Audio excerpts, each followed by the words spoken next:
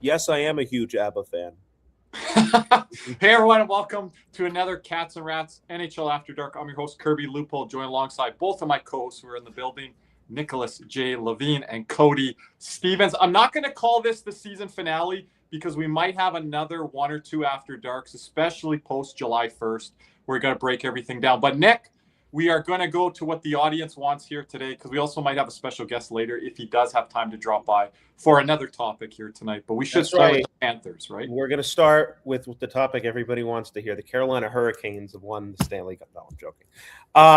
We're going to be talking about the Florida Panthers.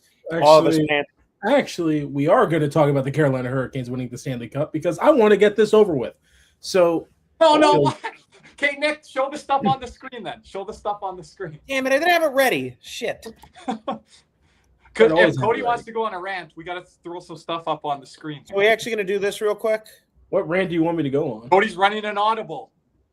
Cody, I don't know how many audibles the Dolphins should run this year. Just run the script. Are we going to do Are we doing Hellebuck? Or are we doing... What are we doing? We're doing the Hurricanes. I get this shit out the way because I don't want to talk about it. You didn't say that off air. Okay, Nick, throw all the stuff up there. I threw a bunch of stuff in there. Yeah, I'm looking. Jeez. Go ahead, Cody. But unfortunately, the Carolina Hurricanes have won the Stanley Cup, defeating the Vegas Golden Knights in 6 games from 4-2. Jordan Staal is your Conn Smythe winner. I am your winner, everyone, with the predictions. Hit the bell. Ding. But just there we go. A lot of stats here. Oh, I didn't even have this one. You had this one ready? Consecutive games with a goal in the first 5 games of the Stanley Cup final. Cyclone Taylor, Maurice the Rocket Richard, and Jean Beliveau. That's in a historic list, Cody. A very historic list. 70 years between it has ever happened after it happened twice in 5 years. Relax. But, I mean, Jordan Staal was a beast this series. I can't go around that. I believe. Yep. He was the 1C for he was basically the 1C for the Carolina Hurricanes. I've seen some stuff online saying, "Oh, Sebastian Aho's a 1C." No, he's not, because this guy took on the majority of the meaningful face-offs. Hellebuck news to come. Cody's making you guys wait. Yep. Can we throw up that Stanley Cup one there, Nick? Because I think that's going to get the chat going here. What is the most dominant Stanley Cup team here in the last decade? We can even go decade plus here. And I want everyone to get involved in this and what their thoughts are. I know, Nick, you've always talked about the Colorado Avalanche team, and I've always kind of leaned to that side. I do think you need to have both Panther teams somewhere in the top 3 to 5. I'm very high on the Panthers of 24. You know, I know a lot of. I will say this, and on the 2025 team, as you see here, we had the 25 Panthers lead the charge at number 1. The 24 Panthers are at number 5. The 26 Carolina Hurricanes are 7th. They are behind the 2023 Vegas Golden Knights, the 2022 Avalanche, and both the Lightning. So I will say this, in hindsight, I think you appreciate how dominant that 25 team was. I would go playoffs here from Irvin, but you can't include the regular season. Go ahead there, Nick. I wouldn't include the regular season. I think it tells a bit of the story, but the main story. I think looking at it, but that also bumped Carolina up. Only 2 losses? Short. 3. Looking at who we played. You played the Tampa Bay Lightning. They were favored to win the series. They were honest. They were Stanley Cup contenders. They were. Andre Vasilevsky, like the whole freaking package. All we heard about was that Fable Camisa. Did the Panthers have a chance? Yes, they did. Again, the Toronto Maple Leafs were thought to be the second best team in the Eastern Conference. Take them to 7. We beat them. The Carolina Hurricanes, who won the Stanley Cup the following year, and then Connor McDavid and Leon Draisaitl in their second straight Stanley Cup. So I don't know who made the list. Adonis. It's a gambling site. I don't know. But here's the thing. Antonio, not Adonis. The 26 Hurricanes should be above the 23 Knights, I think. just based off the run. Yes, I agree. have them like the 2020 Lightning. I think I have them right around 4 or 5 for me. I'm with Adonis here. I'm just very high on the 24 Panthers. I think they should be second or third. Like the Tampa Bay thing, guys, shortened seasons, COVID. But how can you say it's being graded by a Panthers? And I also think you have to measure who they played. And I'm not trying to shit on the Carolina Hurricanes, but the competition is just there's no comparison when you take a look at who the Florida Panthers played. Like they had to play the Lightning, they had to play the Maple Leafs, they played Carolina, they played Connor McDavid in those 2 Stanley Cup finals. Arguably he's chasing to be the greatest player of all time. Those 2 cups that he lost may have cost him that. But when you take a look at the road to the final, it's Ottawa, and I know everybody can say, "Oh, Ottawa was favored." I'm like, Ottawa was a wild card team. Not favored. People were thinking Ottawa was going to give them a fight. They were starting to be or smart. There were people picking Ottawa. There were people picking Ottawa. That doesn't mean our boy Ryan was. He picked them for the conference final. Okay, that doesn't mean anything. They were a wild card team. And with all due respect to Philadelphia, they shouldn't have been there. Like that is the reason why that second round opponent the way it was, because the New York Rangers fell off. And so did the Devils. That was another team that should have been in that spot. I think it's it's kind of tough to put in because if you look on paper, the roster, the 26 Hurricanes are the worst roster on this list. And it's mainly due to the fact that if you're going 1C, look at 25 Panthers, 24 Panthers, Sparkov, 22 Avalanche, McKinnon, 21-20 Lightning. Hell, that's Braden Point. 17 Penguins? Yeah, that's Sidney Crosby. Like the only team that there, the Blues or even the Capitals. The Capitals was what Kuznetsov, but Kuznetsov was a dog that year. Pretty heavy front loaded Washington, but I didn't love St. Louis's roster. And by the way, I looked at the stats for that Washington team. I think they had 3 defensemen playing 24 minutes a night. What, Carlson, Niskanen? Was Niskanen on that team? I know Kempney was on that team. No, Kempney was only playing like 14 to. I was not playing a lot. No, I don't think every team does, Antonio. I will say this. I personally think the top 5 teams on this list beat Carolina in a 7-game series. How many? The top 5 teams. Okay, I'm not saying a lot of these. Some of them could. A couple of them could dog walk the Hurricanes, but I want to give them respect. Because I'll just say this. Let me ask you a question. Do the 25 Florida Panthers, do the 22 Avalanche, do the 21 Lightning, do the 20 Lightning, do the 2024 Panthers, do they get shut down by Frederick Anderson and Brandon Bussey? No. Okay. Does Jordan Stahl have a Conn Smythe level run against those teams? He could. I'm not saying he would. Okay. Right? If Sebastian Aho is as poor as he was this playoff against these teams, what the hell you think is going to happen to Jordan I think Stahl? it's kind of the same against those teams. Yeah. For Aho. It's just, I hate on the guy. I'm just trying to be honest. But here's the thing. On paper, that 22 Avalanche is really dominant. But the reason why I think they have the 25 Panthers above them is between the pipes. Darcy Kemper versus Sergei Bobrovsky. And I think that's the big difference between those two teams. I know Kirby loves that 24 team a bit better than the 25 team. I think it's due more to the regular season, the way they battled adversity early on. It plays in a little bit, but not completely. But that 25 team for me was they could score 6 goals while shutting you down on the other end. And Cody, I know this happened, but just say the Panthers beat them in 5. We don't talk about this whole 3-0 game 7. And then they really had no adversity and had a great regular season and a great playoffs. But that kind of gets held against them. And I want to give credit to Carolina. What they did to be able to do what they've done for a long period of time and remain that consistent to a style of play with probably, let's be honest, the only coach in the NHL that can get away with a personnel like that and have the success he does is Rod Brind'Amour. I mean, with all due respect to Eric Tulsky, that roster is not that good. I think he's getting so much praise right now. Wait till next year. And if Rod Brind'Amour, you're going to look at Tulsky, not Brind'Amour. Rod Brind'Amour is literally, like, you could argue he's the best coach. Like, what he does, like, what that system does for that team, it's just plug and play. Rod Brindamore shows up more than their star player like Aho does. How much can you say that in professional sports? And the other thing is just like, I think Brind'Amour's probably 1 or 2 when it comes to coaches. To me now, I think he's leapfrog Cooper with all. I agree, Antonio. It is impressive, but first of all, does that mean they beat the other teams on this list? Because let's be honest here, I'm not trying to make excuses for them, but for us, but coincidence, they haven't been able to break through, and then the Rangers and the Panthers aren't here this year. The competition was weaker this year. No question. Well, and they took advantage of it. And they took advantage of it. That the competition was weaker. I think they would. A fan in the chat here. I'm not trying to discredit that. They did what they needed to do. They took advantage of the weaker competition. They did what Tampa didn't do.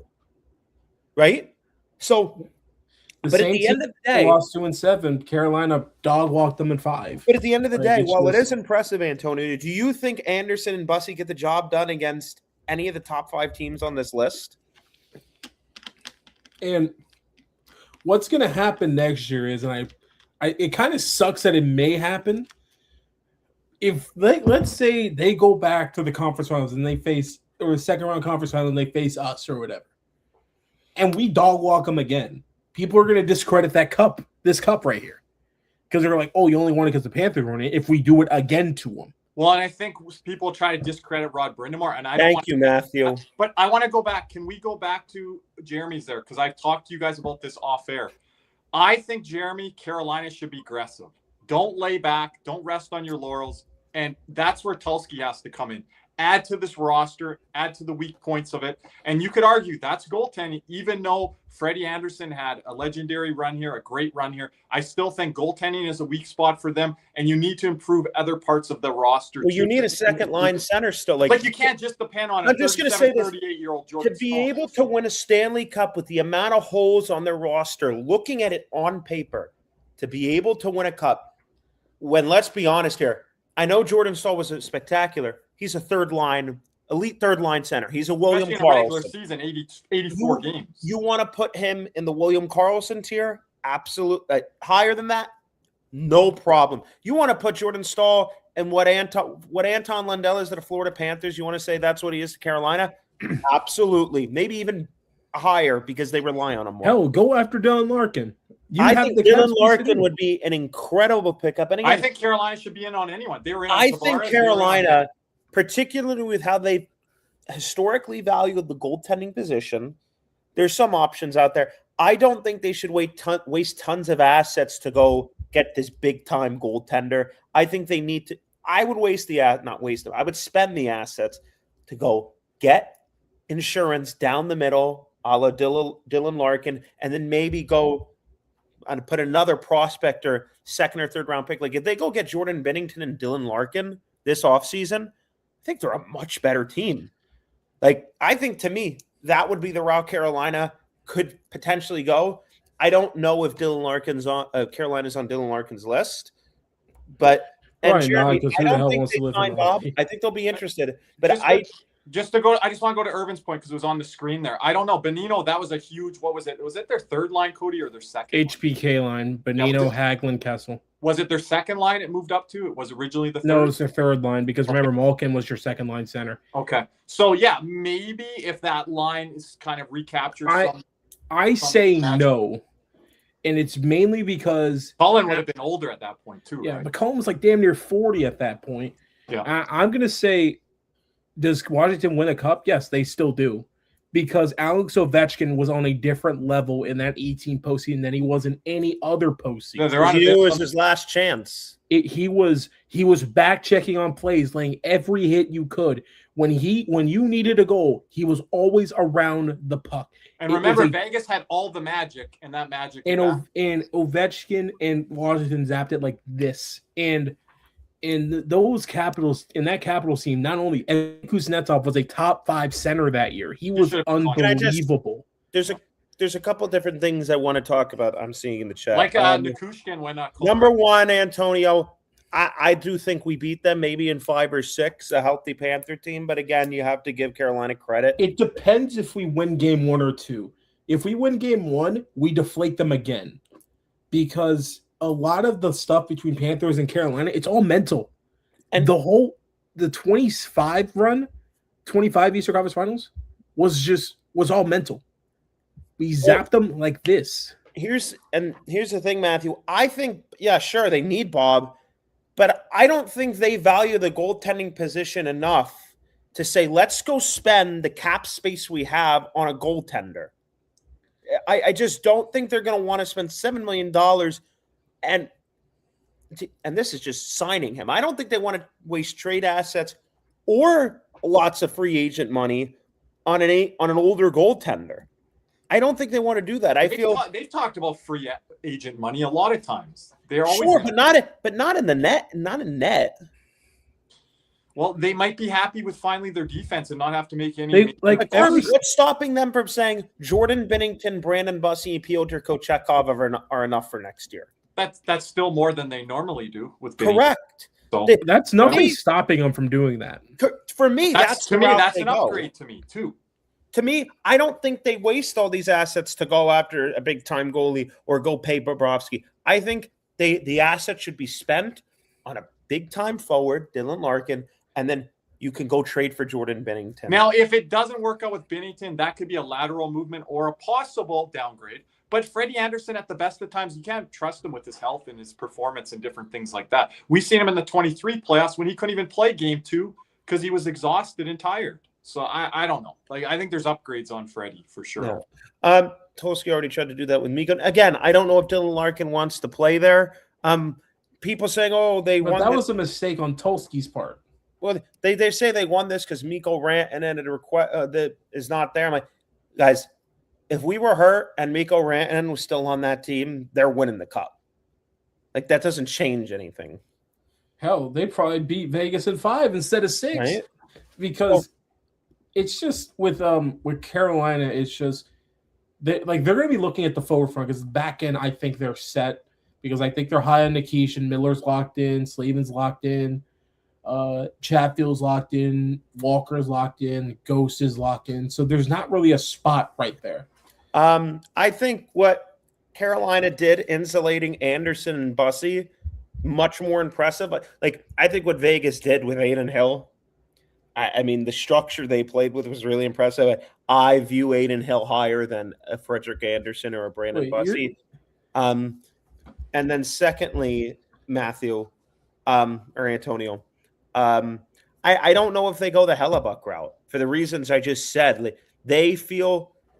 Let me say this. There was a rumor, I think it came out today, that the Carolina Hurricanes weren't willing to part ways with Pyotr Kochetkov to go get Vincent Trocheck. Kochetkov was injured this year. So what does that say about how they value him? Now they value Bussey. They feel that they have money and assets. If Dylan Larkin or another big-time forward are out there, let's say Kyle Connor becomes available. I don't know. Whoever it is.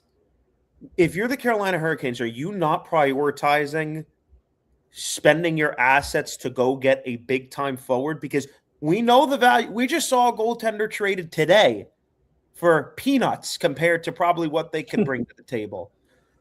Why wouldn't Carolina say we can go spend a second and a third and get a Jordan Binnington, and really we'll feel comfortable with that, and then the big money and big assets go to a forward? I think that's the route they need to go. And Matthew, I'm going to say this now. He is available because if he wasn't, it would have been shut down by now. I think the fact that it's starting to gain smoke, I mean, I thought there was no chance he was getting dealt, if you asked me 2 weeks ago. The fact that it's still going on, the way Elliot Friedman talks about it, the way David Pagnotta talks about it, the way other people, Matthew, I'm sure you know, talk about it. You know who I'm referring to. It's very odd. And, I don't know what the goalie market, the value for. I think it's a buyer's market I've talked about. I think it's a buyer's market right now. And Antonio, I know you're saying they want an arm and a leg. The fact of the matter is, no one's giving up an arm and a leg for a goaltender. Not even next year, right? So, and he'll be a year older next year. And I'll just say this. I would believe Cheveldayoff may wait another year, and he still might. But like Cody said, the fact that it's not shot down by now, I'll phrase it like this. I believe there's a reason why there's no goaltending news on the Florida front yet. And I believe they're waiting on Hellebuck. I believe that's the holdup right now. And it's going to disappoint some people, I think, in Winnipeg. I don't think this Hellebuck package is going to be as big as everyone makes it out to be. No, I've seen Winnipeg fans say Patrick Wall got traded for 3 players, not even a pick. I think and again, we were talking off air about the possibility of a 3-year deal. Well, Igor has much more value. Connor Hellebuck's 33 years old.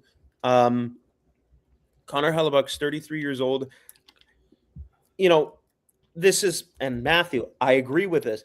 I don't think that this is going to require Lundell and the 9th because this isn't a right shot defenseman. This isn't a center. We're not getting Scheifele.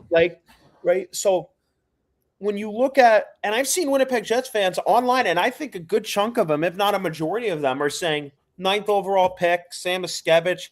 Majority of them are not expecting. They're the opposite of Red Wings fans. They're the opposite. No, they're not expecting an Anton Lundell. But I think if you put together an offer that has a 9th overall pick, a former first-round pick in Sam Miskevich, who holds whatever value you guys want to debate, I would give up another prospect like Vilmanis if that's what it required. I'd give up both the seconds. Like you get 3 top 50 picks, a 22-year-old cost-controlled forward who scored 15 goals and has a Stanley Cup. I mean, start to put a package together. If Hellebuck decides I want to go to Florida, that is my preference.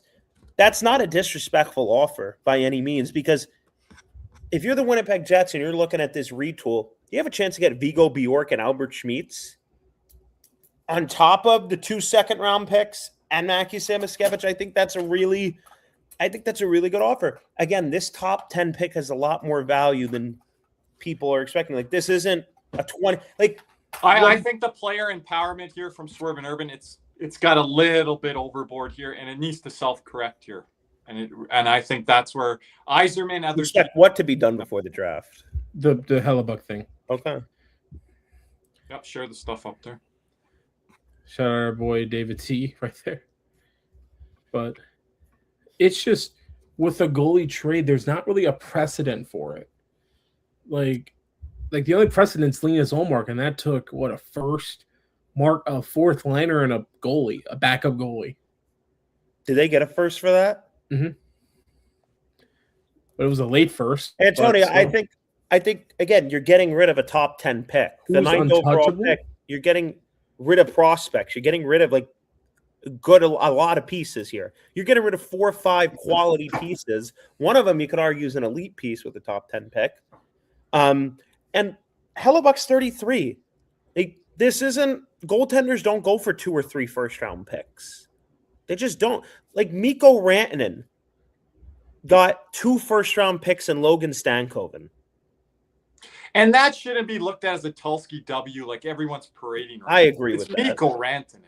Look at his numbers, everyone. like come on. Here's Antonio. Those are 2 25th overall picks and Logan Stankoven. So what you're telling me is, and it was Taylor Hall that they added and a pick throw in. But I'm just saying for Randon, you're telling me 2 middle 6 late first rounders and Logan Stankoven, who I like and had a hell of a playoffs, but I don't know, has he ever broke 60 points in his career? So do you buy this, Nick, that they're saying Stankoven, Ehlers, Hall, and then that pick are all part of the Rantanen thing? No. Hell no. That's what they're saying because they wouldn't have afforded Ehlers if they had Rantanen there and all this stuff. But anyway, Ehlers was theirs to lose.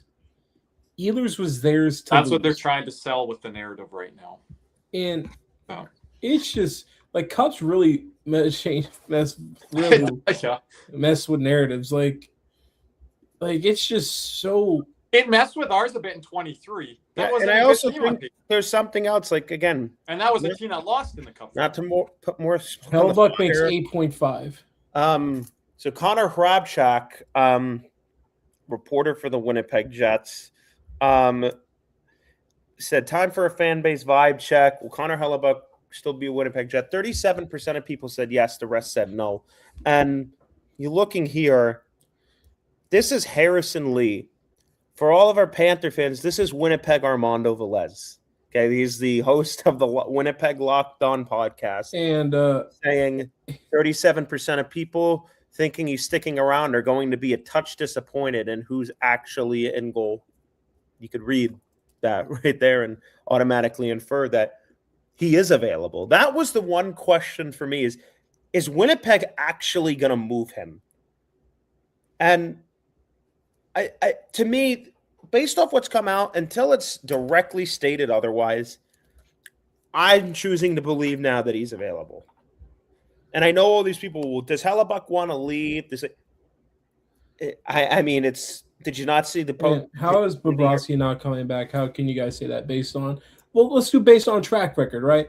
So when Bill Zito gets deals done, let's put this out there. They're usually done within the next week of the season ending. Now, people are always going to bring up that Sam Reinhart one. Oh, yeah, but that was a week after the Cup. He has a full NMC. There was different parameters there. The team was playing. That was deep a into the week playoffs. after the Cup. Like you would think, Zito has had a lot of time to talk to Sergei Bobrovsky, right, Nick? With no playoffs. I'm just saying. I think it, and I know many people in the chat agree with me. If he was going to stay, I think it would have been done by now. It would have been done by now. Like. And here's the thing: it's just like if it's not done by now, the Panthers have these assets that cannot. Like you got to know by wasted. the end of this week. Like you got to have one final offer, especially if Hellebuck's name's out there, because the draft is next week. It's next week, and those where the majority of your assets lie. And if you either are going to hear, there's going to be news sometime in the next week or so. There will be news. It's either Bobrovsky resigns, which is a lower percent chance of happening, or the Panthers trade for somebody. The more this goes on, the less likely I think this 9th overall pick is going to be picked by us. Dead honest. You mean what? The more this goes on, the lesser chance we're picking at 9. Well, we're probably not picking to the barring third anything round. out of left field, and I think outside of. Like, unless we strike out on everything, which I don't know if that's going to happen. We have enough assets to get something done. Unless Bobrovsky comes back and says, oh, by the way, I'm willing to do this. Let's just do it now.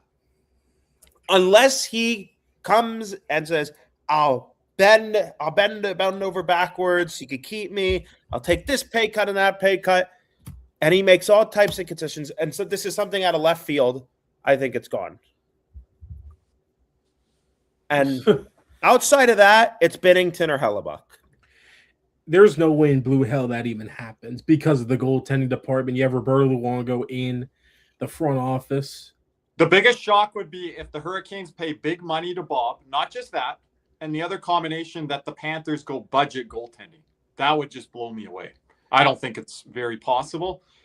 Hey, I like a 5% chance we do that. But if that happened, then Antonio, you can come here and say, wait, what do you guys think now?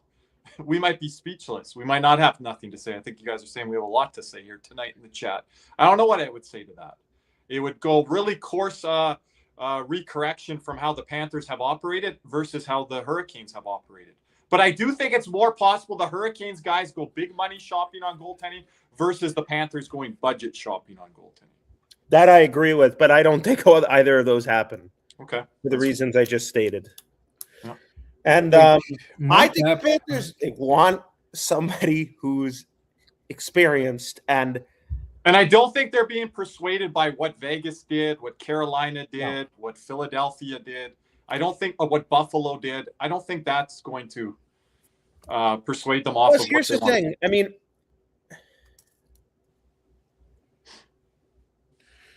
okay. Meeks.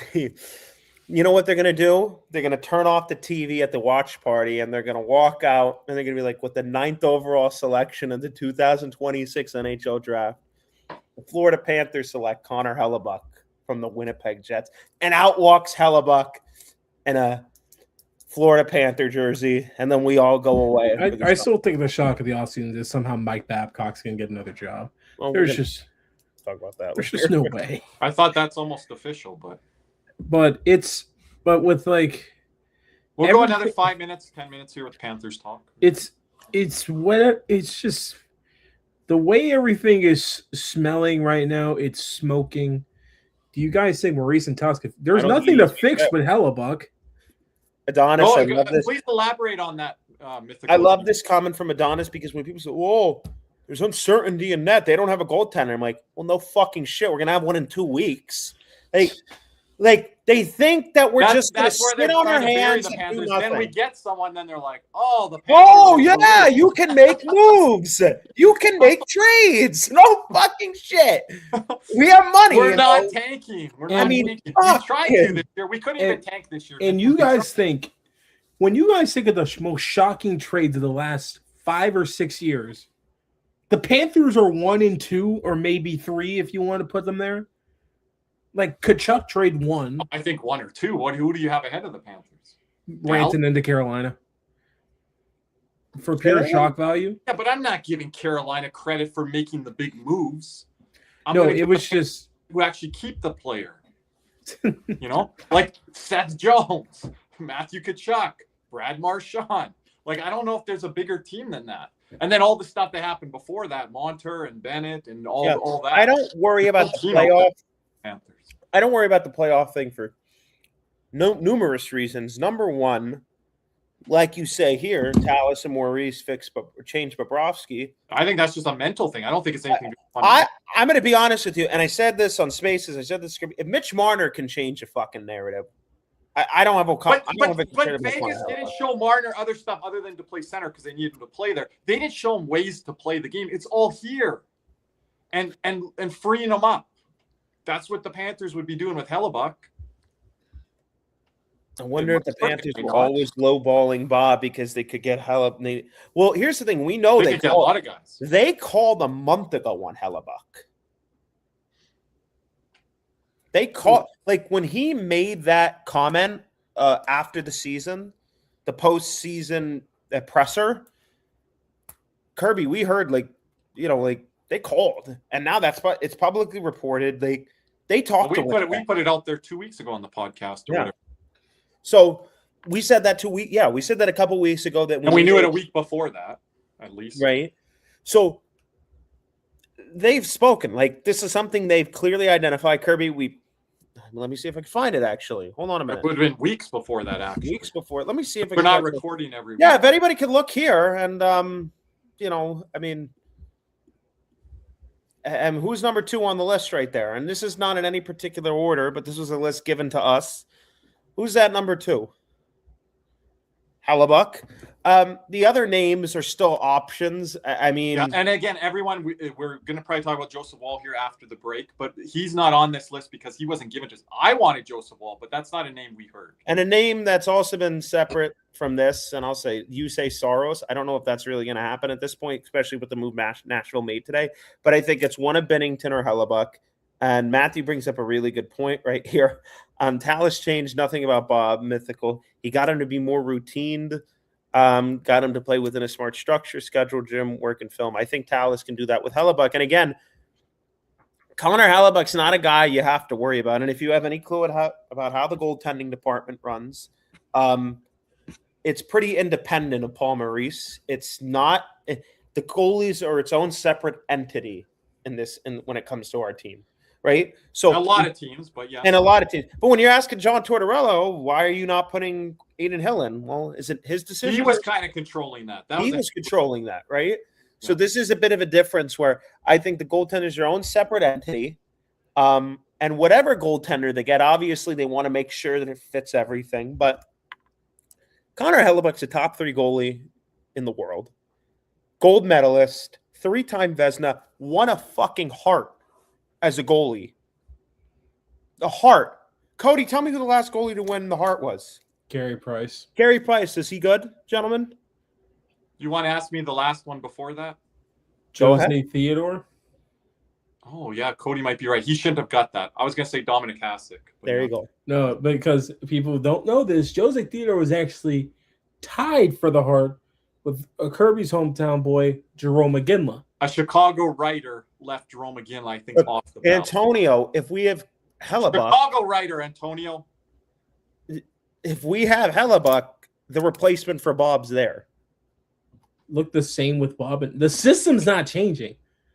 The system ain't going to change, buddy. Like, no, the players that come in here have to adapt to the system. It ain't changing because Connor Hellebuck's coming in or Dylan Larkin's coming in. Okay, Antonio, do you know what Sergei Bobrovsky was like in the playoffs before the Florida Panthers? Heck, even to start his career. Yeah, I've watched Hellebuck. Prime Corey Crawford? Oh, no. That's definition of a guy getting carried. No. I'm not taking Chris Osgood or Corey Crawford over Connor Hellebuck. That's where it stops. Come on. There's no way. Those are system goalies, right? Chris Osgood, Corey Crawford. Brandon Holtby is on the fringe, Cody. I know you kind of liked him. I like Holtby. He's on the fringe of a system versus you know what he has what those two don't?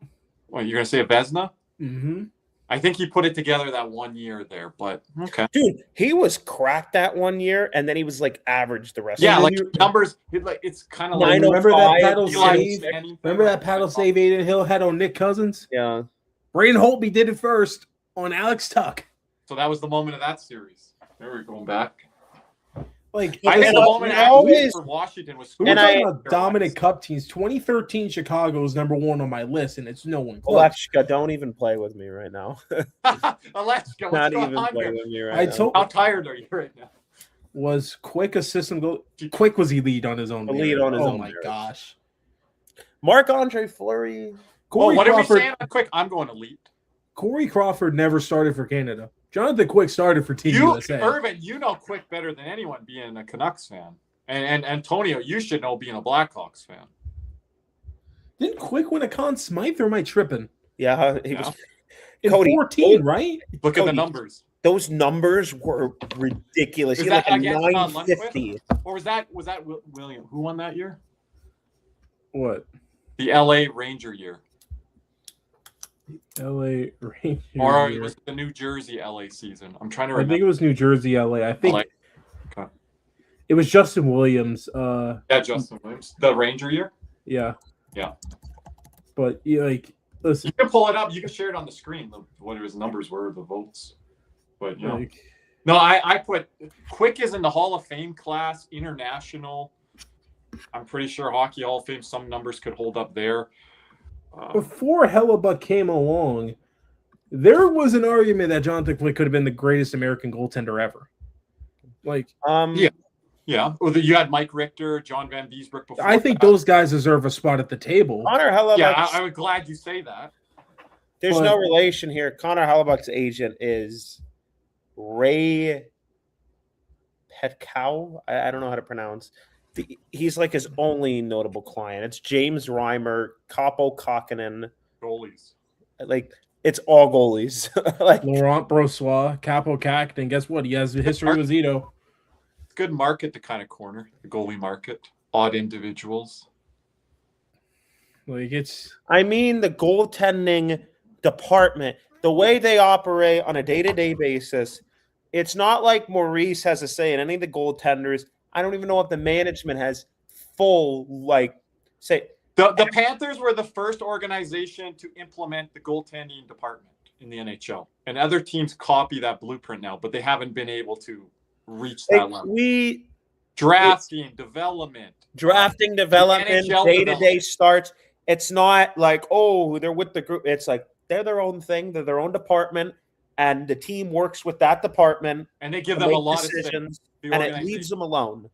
And the organization gives them a lot of say, Nick, on trades, on free agency stuff like we're dealing with here right now, a lot.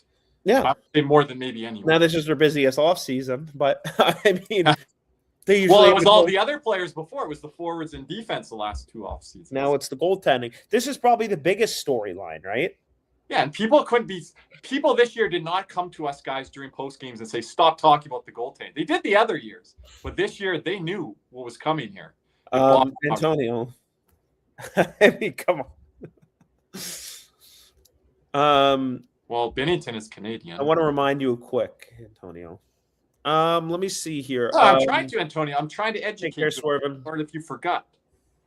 Take care, Swervin, Irvin. Take care, Irvin. I want to talk about this. I think Jacob Trouba. What did it take to get Corey Schneider? Hold up. Both the 8th overall. Horvat. And was there one other piece? I'm not sure. No, it was 1 for 1. I thought the 1 for 1. It might have been. And Horvat was in year 2 or year 3. Irvin left. Or was he not? Or did he not even play yet? No, he was the draft pick. Schneider, what year was he? Okay, so Schneider was 9th overall, 1 for 1. Yeah, what year was Schneider in? I meant to say, was he in his 3rd year, 2nd year? Somewhere around there. Maybe 3rd. Let's see. He was traded on. Antonio, do you think Bob was good this year? He was. Well, he answers that. Trouba. He was 27. What year was at the time of the deal? I'm not too like he was drafted in 04, so maybe New Jersey. 27. Okay. He was in his 4th year. 4th year. Okay. Yeah. I thought around there. Okay. Thank you. Okay. Trouba, I really like the possibility of that. I think it adds some physicality on the back end. Guy that can jump up into the top 4 if needed with an injury to our top 4, which is going to happen. And Trouba's more likely than Carlson. I think Trouba's more likely than Carlson. Now, if we don't land Hellebuck and we get Jordan Bennington, do we use the rest of that money to go spend on a John Carlson? Possible. I don't know. It'll depend on a couple of different things. But I think Carlson wants money in term. But it's just so that's where I balk. Like, what do you think Trouba would command? Like do you think he'd take 2 years, 5.25? Or is he looking for more? Bit of an overpay, but we'll see. You think? Because Trouba always trained in the ice den as well. Nick, well, here's the thing: him and Ekblad are best friends. Paul Maurice is his former coach. I think Jamie Compens is former trained us in Florida. I'm pretty sure. Connor Hellebuck comes here, former goaltender. Have you seen him at the rink in over the years? Hellebuck? No, I haven't. Okay. Hellebuck trains in Michigan, I believe. Trouba's been there. I think people have taken pictures before. He fishes with Ekblad. Yeah, him and it's just what Trouba is. I can't think of a better fit for bottom pair than Jacob Trouba for the Panthers. He plays the exact way Maurice wants to. That's some meanness back there. He is capable of like a power play 2 type of guy. He is capable of it. And I like the fact if you did bring him in, he can play up the lineup for like a short to moderate time. Where if you put him down the lap, you're really like instead of Kulikov moving up to the second pair, we have Trouba moving up to the second pair. And good God Almighty, could you imagine Mikkola Trouba for a little bit? He's like these guys are running, and they're both going to the box. And both of them are suspended. Well, Mikkola could push up the ice, which would be even Jones, Trouba. I think we should sign Curtis. I think we should sign Curtis Douglas, put him on the checkers, and then call him up every time we play Tampa. I've never understood why Cooper loves Scott Savarin so much. Like it's just so... Mike's not big on that. Again, it's within. We're not signing him to 7 years by $7 million. That's where you could get into trouble. But if you're talking about the player, I think that could work. He played very well under Coach Q this year. Yeah, he was fine this year. And I know, Mike, I like a bottom pair, D. Give him $4 or $5 million for a year or two. And that's a young hockey team that was playing a lot of transition style game. Not easy for those defensemen in Anaheim. And I thought he played some of his best hockey in the playoffs. Trouba is just another version of that. But Trouba can skate. He moves laterally. Who do you guys want? Who are you thinking for a bottom pair? Because we're not thinking top 4. Top 4 is going to stay unchanged for the foreseeable future. Like, Trouba isn't a need. He can be a luxury, and it has to be on a short-term likely deal. And that's if you don't go high on the goaltender. But I want to ask the chat, and we'll give him an opportunity to answer. Who do you want? Who are the players you're thinking of? Because...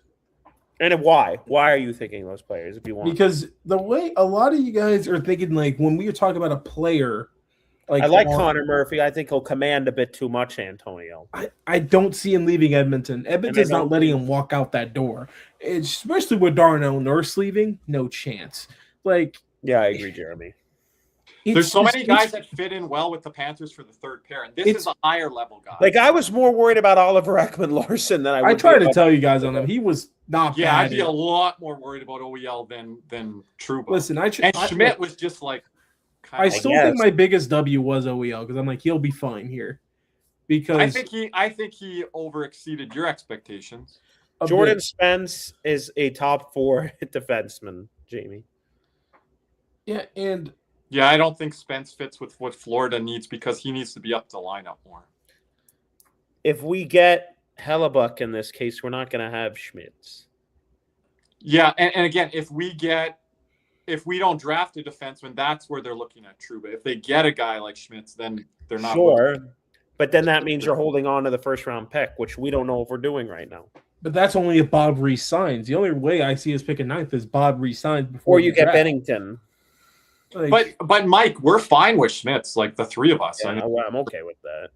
We've done enough prospect talk. I'm done with the prospects.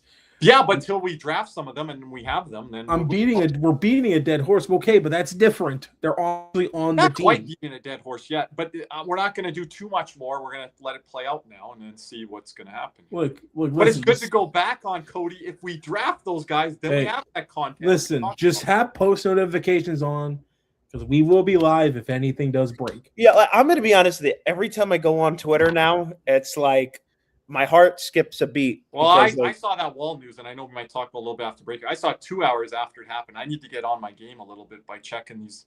I don't have notifications go off, Nick. My phone be going off nonstop. You think I'm on it enough now? So, well, that's another thing. Our boy Zach Phillips is still on Leafs Nation. I don't know. Can Caden Gorzak get bought out in Vegas?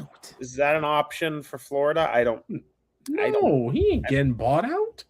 It was a healthy scratch. Okay.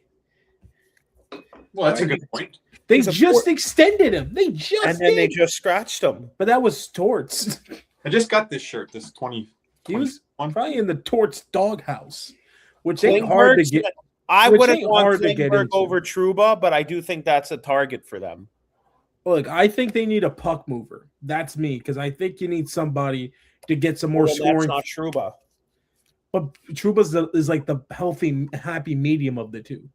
Because he can get to 20, 30 points. It's just everything. What? Luke Kulak. Oh, he corrected it. He corrected it on the fly. Kulak wouldn't be bad, but I think he may get 4. Yeah, I don't know what these free agents are going to get. Like, dude, Darren Radish is getting 8, 9. You know that's what guys are going to get now. It's not a surprise. Yeah, but anyway, before we continue on any further, let's hear a word from our sponsor, CatsNR. Panthers fever is here. Are you geared up? CatsNR in Davie is the place for all your Florida Panthers needs.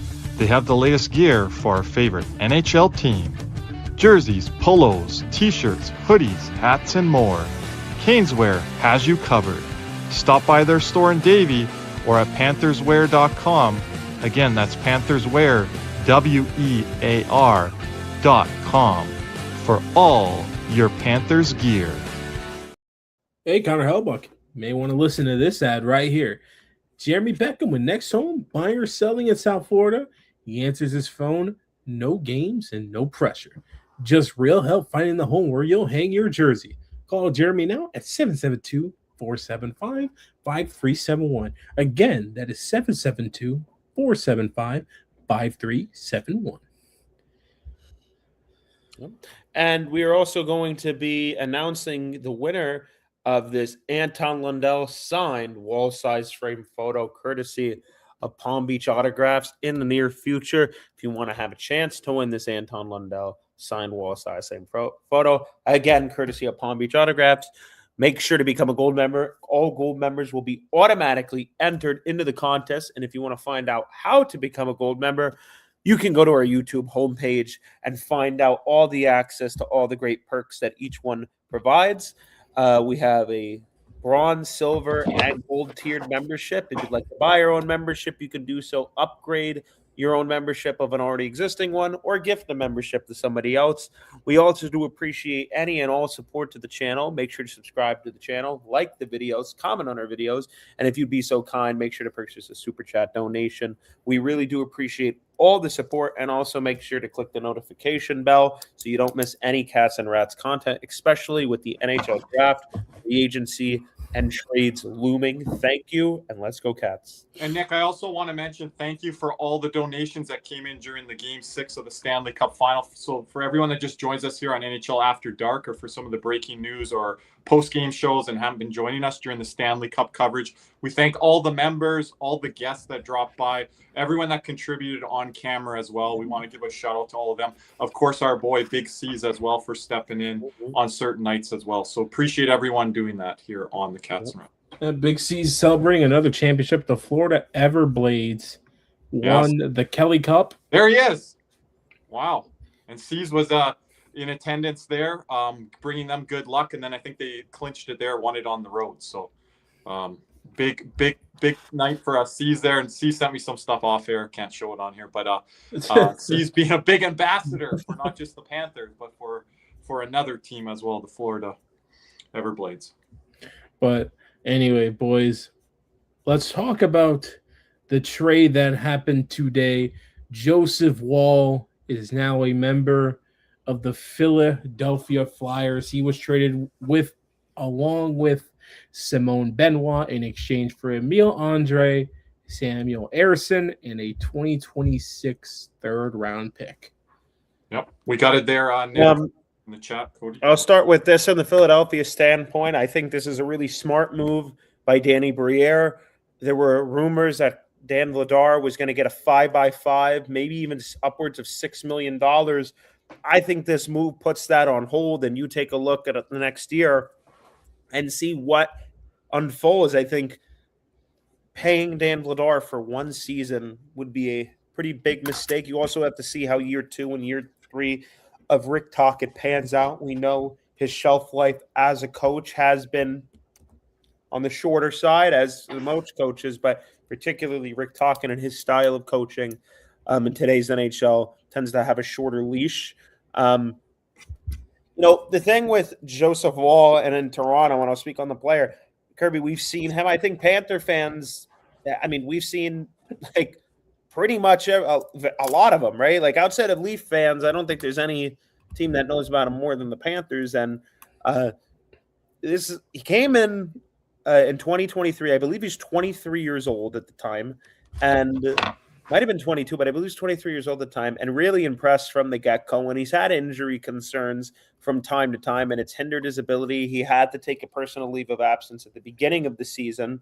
But we've seen at different points in time when the Toronto Maple Leafs have turned to Joseph Woll, he's been incredible, particularly in the 2023 Stanley Cup playoffs and in the 2024 when they almost came back versus the Boston Bruins. He actually ended up getting injured in that series and didn't get to play the Game 7. So I think Vladar and Woll is an excellent duo, but I think more importantly, it extends the long-term flexibility for Danny Briere, who I think really needs to keep doubling down on this youth movement.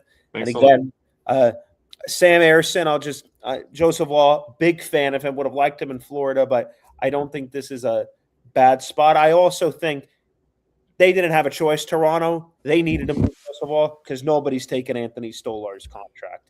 That's what I was trying to tell them all. Simone Benoit, depth defenseman, maybe he carves out a nice role in Philadelphia with Tocchet, but I don't really think that's the important part. Sam Ersson, all due respect, blows. He sucks. Zach said worst goaltender in the NHL. Zach said he's not staying there. Right. So, and he won't be qualified. This is to make the numbers work. Emile Andre is a really interesting piece. I think these are the types of players that Toronto needs to be in on. Talked about it with Zach Phillips on our previous podcast. And I just want to say from Mike there, Akhtamonov, I was telling you guys about that. I was getting some eye rolls this year. They believe in him, and then they believe in the Hill to be a 1A, 1B style of goal. Right. So I think the logjam of goaltenders, they needed to move one, and they moved the one they were able to move. And they had to because they weren't waiver exempt, so they had to make it. And Emile Andre small puck moving guy. I mean, Danny Briere said, I believe it was on the either Sportsnet or TSN today. Like, this is a guy that's gonna go into the corners. Like, this is a guy that's gonna run through a guy, whether he's 6'1". Oh, really? Okay. 6'4", Who said this? Danny Briere, I believe, on TSN. Oh, okay. Yeah, but the problem was he felt like Andre made their defense small at times, and especially when you have a guy like 5'9", I believe. I don't think he's 5'9". I don't think he's 5'9". He is. Is he 5'9"? I think so. I thought he was. Yeah, Antonio. Sam Ersson might be the worst. There goes his goalie. Stop. I mean, Antonio, he's the worst goalie in the NHL. Hold on, Nick. Hold on. Don't continue further here. Where's our point? Nick, you played it earlier off there. That's criminal. Go get him. That's criminal. The fact that you like Ersson disqualifies any takes you have on a goaltender, but it's the move doesn't make any sense to me. I'm still trying to figure it out. From Toronto standpoint, you're speaking. Yeah, and it's the Ersson thing for me. Why? What numbers do you need to work? Ersson has no contract, and Philly could just simply not qualify him. Like, what are we doing? And people are going to say, oh, it's a cost-cutting move. At most, you're saving, what, $1 million? Because Andre's an RFA. He's going to have to get another contract. He could get $2 million. Now, unless they really believe in Emil Andre, puck-moving guy, can he turn into something? We've seen success with smaller puck-moving defensemen. That's going to be a trend. We've seen it. Sean Walker, everybody's going to look at that whole thing in Carolina. We've seen it work in Colorado in the past. I mean, I just think that when it comes to Toronto, I mean, you did the best with what you got. I mean, yeah, they trade Nyes. My two favorite guys on the Leafs were Joseph Woll and Matthew Nyes. They trade both of those guys. I don't know what they're doing. I don't get it either. I don't know what they're doing. And I'll be honest with you, Berube, it didn't work with what they wanted it to be, but I think the players got to buy in too. And I also believe that this speaks to a bigger trend in the NHL that we were talking about just a few minutes ago. The value for goaltenders on the trade market is just not what everybody thinks it's going to be. It's going to be underwhelming for the selling team. And Joseph Woll, I mean, $3.6 million this year. I think he's a really good goaltender. I think at a minimum, it's a 45 game tandem goalie. He's played more games than Stolarz. Stolar's career high was 2 seasons ago, around 34, 35. Stolarz has the same issues that Woll does, staying healthy. Wall's the younger goalie, and he's got the higher upside. I'm going to be honest with you. I would have been like the Flyers. You're giving me Hildeby right now on this phone call, or Woll, or I'm hanging up the phone. Well, I'm going to be honest with you. I'm surprised that a lot more teams didn't sign up for this price. And maybe they didn't know that this was the price, but if I'm Buffalo and I look at Alex, Daniel Briere said, and Cody didn't know this existed a few weeks back. Daniel Briere said pretty much, he didn't say these words, but in the GM group chat, there's a lot of discussion going on right now. So you would think there would be more offers, you know? You would. Wait, maybe I there wonder were. what happens when a GM gets fired. Removed from group chat. Is it like a Snapchat group chat? I feel like the coach is what I think it's WhatsApp, to be honest with you. I feel like the coaches one is a little bit more is more recycled. They probably got to create new group chats at that rate. But they're like, you'll be back in a few months. We'll see you back in a few months. But I'm on the West Coast now. Ken Holland, he entered the chat. Hey, buddy, you want an assistant job over here? Exactly. Don't kick him out yet. Don't kick him out yet. I think if you look at Buffalo, I'm surprised this isn't a price they looked at. I mean, I think Joseph Woll is a better goaltender than Jukka-Pekka Luukkonen. We've heard a lot about, and I know it's Ottawa, and they're not going to trade to Ottawa, but I mean, we know they're looking for some help when it comes to Linus Ullmark. I'm surprised that they didn't look at this. Maybe they're concerned with the injury history. That could scare a lot of teams away. I can see that. There, yeah. But there are numerous teams, like, again, he didn't play Game 7 when he was injured there. Like, again, the Edmonton Oilers, and I go back, like, I think they should have picked Kemper over Jack Campbell. I think they should have picked Wallstead when they had the opportunity. I think this is a situation where it's like they're looking at Costa. We don't know what's going to happen there. I don't know why Joseph Woll maybe could not have been an option that they looked at. I don't know if they did. UPL is better than Wall. What are we doing? Sorry. What? Okay, you just said Erson's good, so I'm going to UPL ain't on my list, Antonio. Wall was on my list. I think I'd rather have Alex Lyon in a backup situation with Connor Hellebuck. What else can the Leafs do? I don't know what the Leafs are trying to do.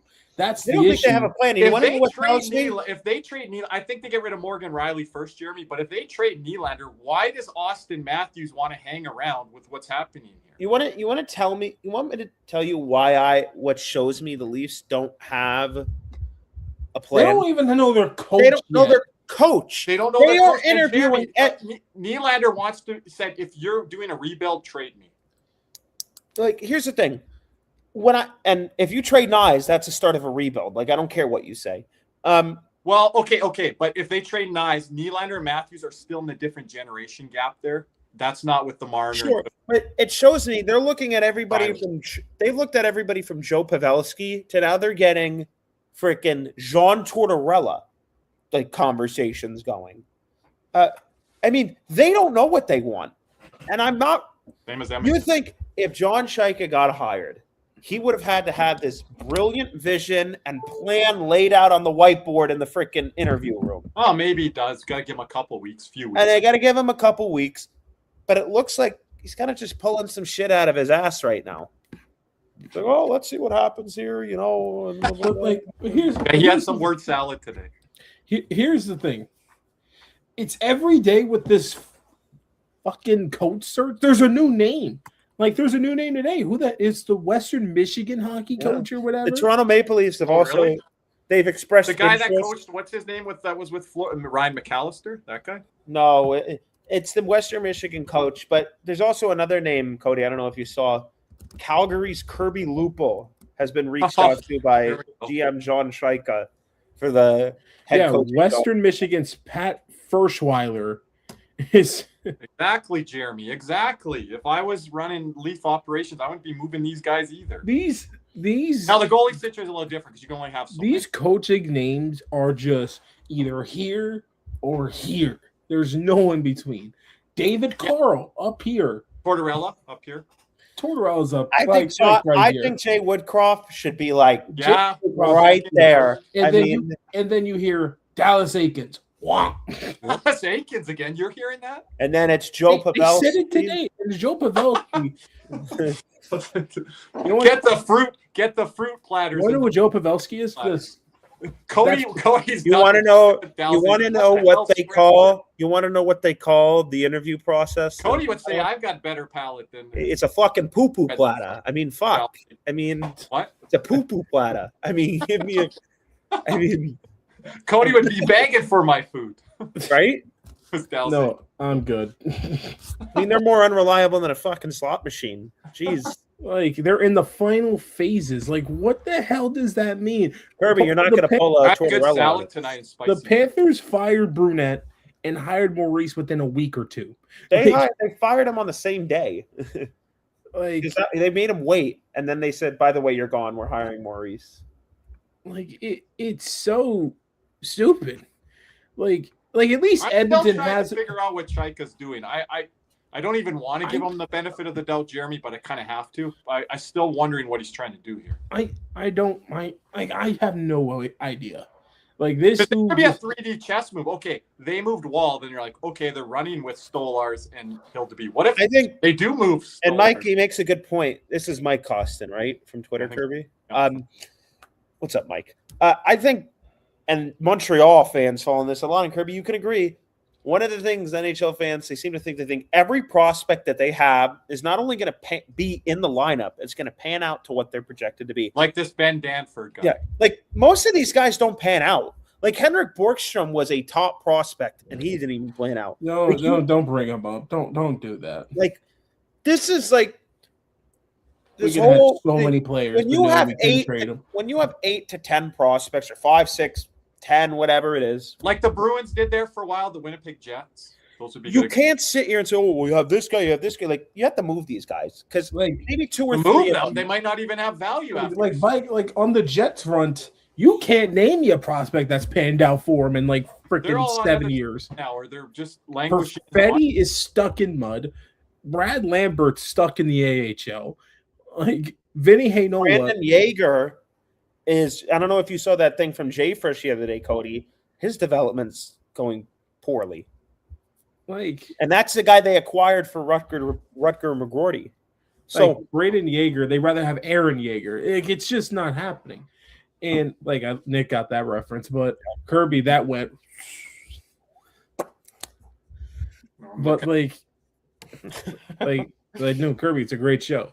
But it's just I don't know what's happening. And then the other trade we had today included not a anime fan generally though, Cody. Oh no, but it's a pretty good one. But anyway, Watched it with one of my girlfriends one time, but I don't watch it, but I know it's Nashville has acquired Ross Colton in exchange and Isaac Posh in exchange for Magnus Krona and 2 third-round picks. I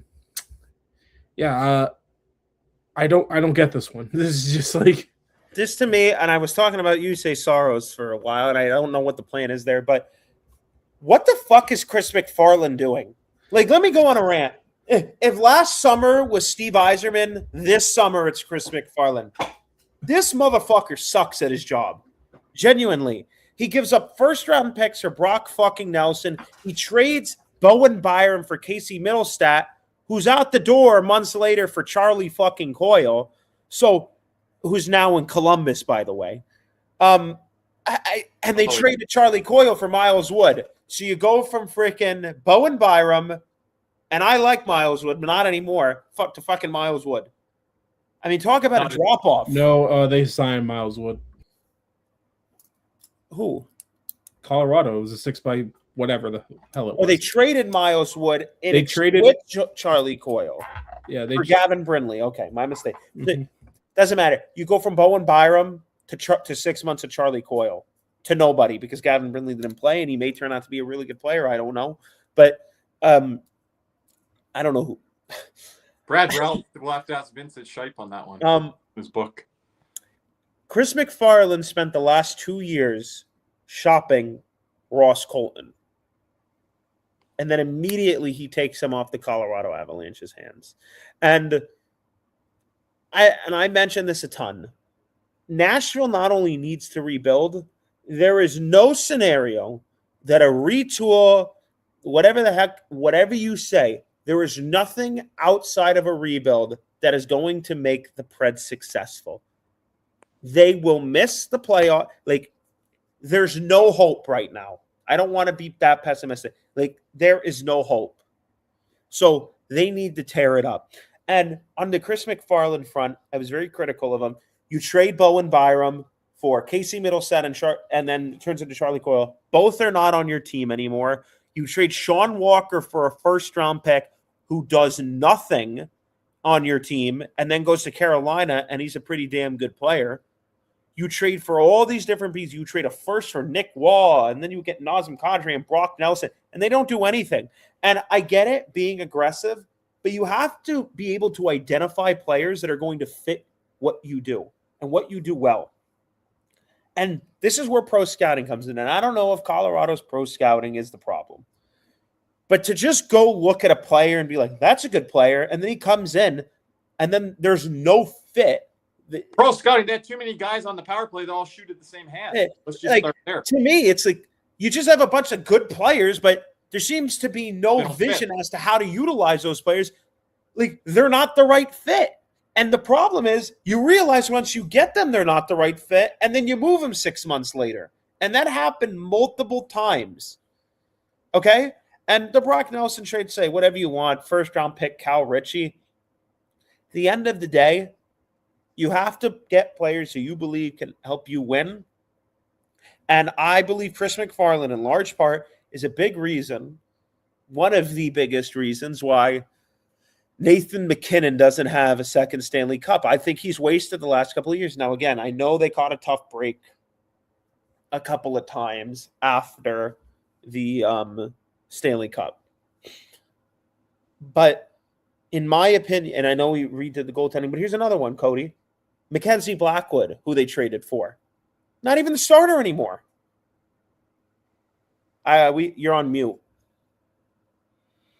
That's Bednar's decision, dude. You told him that. That's Bednar's decision. It just seems, and again, I understand it, but when you have multiple players that get there and underwhelm based off what they were traded for, and you plunge all these assets into these players and they don't live up to the expectations multiple times, there's a common theme there.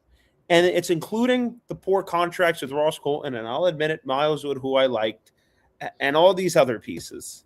Goes all the way back to when they had Ryan Johansson, I want to almost say. Right? What they wanted to do there. So, and Chris McFarland, if he just doubles down on what Barry Trotz was doing, this is just going to be a useless. So you're calling him a yes man already? No, I'm not saying he's a yes man. I just Who's don't. he a yes man too? He's the president and the GM. Who's he saying Well, yes to? then you still got to answer to Looks something. himself in the mirror and says yes, Kirby. Okay, fine. Fuck. I mean, But he's not David Poyle. He's not Barry Trotz. These guys ran that organization from the inception. Yeah, but Barry Trotz ran the damn organization into what's the the ground. difference? You're not looking at it. and I know it has to play out. It has to play out. Boys, But I just don't get what We McFarland is doing in that. we have my favorite guest ever. Did pop by. Oh, from- shit. Our boy Zach Phillips is here. How's it going, Zach? What's up, Zach? boys? I'm sorry. I was doing a post-game show. Hey. It ran Yeah. long, and I saw Well you done. guys were still going. I was like, all right, I got to jump on. All right. Yeah, So all no, we're the just- post-game callers in the Marlies run here right now. I saw you. I know. Did they dude. win tonight? I'm pretty sure they did. Yeah, they did. 1-0. 1-0. Yeah. Oh, Was it Easton Cowan? Yes, it was. who's in net? Is it Hill to be in net or no? Aktiemov. Well, there we go. Okay, Yeah. Well, but Apparently they Go call right him back up on the the screen. King. the King. Yeah. I don't know, dude. That's a pretty sick nickname. The King. Listen, I have talked him up to my co-host. You got to live up to that nickname though. The King. I know. Shoot. So But- we covered a lot of the Joseph Wall stuff here, but I want your perspective on it, Zach. And since you're here too, I kind of want to know, after we talk about the Leaf situation with Joseph Wall here, what you think is ahead for the Eastern Conference and who the Beasts of the East are. Because we like to hear from some outside perspectives of what we've said to our community and what you kind of think moving forward here. But let's start the Leaf. All right. You want to start with the Wall Yeah. trade? Yep. So for me, I can't put like an official grade on it right now, because the big picture thing for me is that this opened up cap space. Now, I don't know what the hell they're going to do with it. Like, the free agent class is not excellent here, so it's not like I'm sitting here. Right, and I would be weary of going out and signing him to whatever ticket he's looking for. But I think that this is opening up money and space for something else. What's the point of going out and making this move on June 16th unless something else is coming down the pipeline, right? This is something that could have been done at the draft. Now, I know that the pick is for 2026, third round this year, and maybe that's where part of the value in it comes, but I think this is opening up cap space. And, I mean, the reality of it is Joseph Woll is not always available, and that's a big concern here. And when you have guys like Aktiemov and Hildeby who are supposed to be pushing through here and getting ready to be NHL goaltenders within the next year, 2 years, and you've got Joseph Woll who's on a 2-year deal, or 2 years remaining on his deal, I should say, and Anthony Stolarz with 3 years left on his deal, like, you do start to have to make some room. And with Dennis Hildeby not being waiver exempt in this coming season, that poses another issue for you here as well. So I think it's a couple of boxes that they're checking along the way, and I don't know. Like, I'm not gonna jump to any grades on this thing right away. Heard you say Do that. I understand where people are at and saying that this is a bad trade for the Leafs? 100%. Like, I'm not going to push back on anybody in terms of saying this is a good trade and, everyone needs to relax. Look at what we got. Look at Emile Andre. Like, no, I'm not going to do that. I'm pretty realistic on what he is. I don't think that they're going to even qualify Arison, and it's not an original thought. Merrick and Pinota brought that up earlier today. So that's good news. He's so bad. It's a good point, Nick. He's just not so good. bad. Like, And you guys so good goaltending there right now. Genuinely might be worse than Vanacek, Kirby, and I don't. Say Game 7, the aliens have the death beam planted at the Earth. Who you putting in net? Sam Harrison or Jonas Johansson?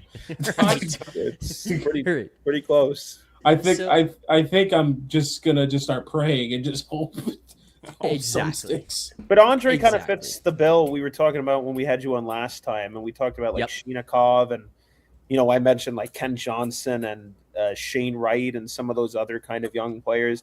Seems like I know the analytic thing is going to be a big discussion, especially after the Carolina Hurricanes just won the Cup. But this just screams to me analytic pickup, small puck moving, right shot defenseman. And they're all going to look. I've seen 5 Sean Walker comments. And again, that's jumping the gun quite a bit. But I do kind of understand the vision here. And this should only be part 1 of like multiple. But I think, again, there's just no way they could have unloaded Anthony Stolarz. Like, I'm sure, Kirby, you mentioned to me earlier. I was always going to Zach's channel. Like, it's not happening. Zach was tired of hearing me. Like, Anthony Stolar's contract hasn't even started yet.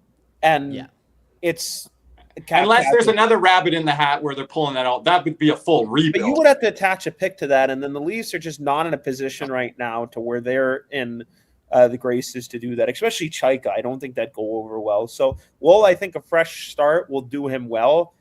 I think from Philadelphia's standpoint, Zach, I think giving Dan Vladar a 5x5 would have really been a big mistake. Yep. So I think this really kind of not only challenges Vladar for starts, you get to kind of reevaluate your goaltending position in a year if you're Philadelphia and be like, well, let's make a little bit more of a solid decision, not based off a career year by Dan Vladar. Yeah, I mean, a couple things too to that point is it helps Dan Vladar. That's for sure. The other part is what you brought up about Stolarz. Like, the trade with Anthony Stolarz, if you were to have made one, looks entirely different than what this one looks like. You don't get an asset back. Bingo. You don't get something back. Like, you're not getting a 3rd-round pick at this year's draft back. You're not getting a player who could be I'll address that in a second. It is a fair comment, but you're not getting a player back who could be something in Emile Andre. Like, he could play. I don't know. Like, it might not work, but just to that point, like, it's a low risk. If it doesn't, okay, like, it didn't work. Move on from Emile Andre. Like, great, move on. It's not a big deal. And then the other thing too in this is that you offloaded Simone Benoit.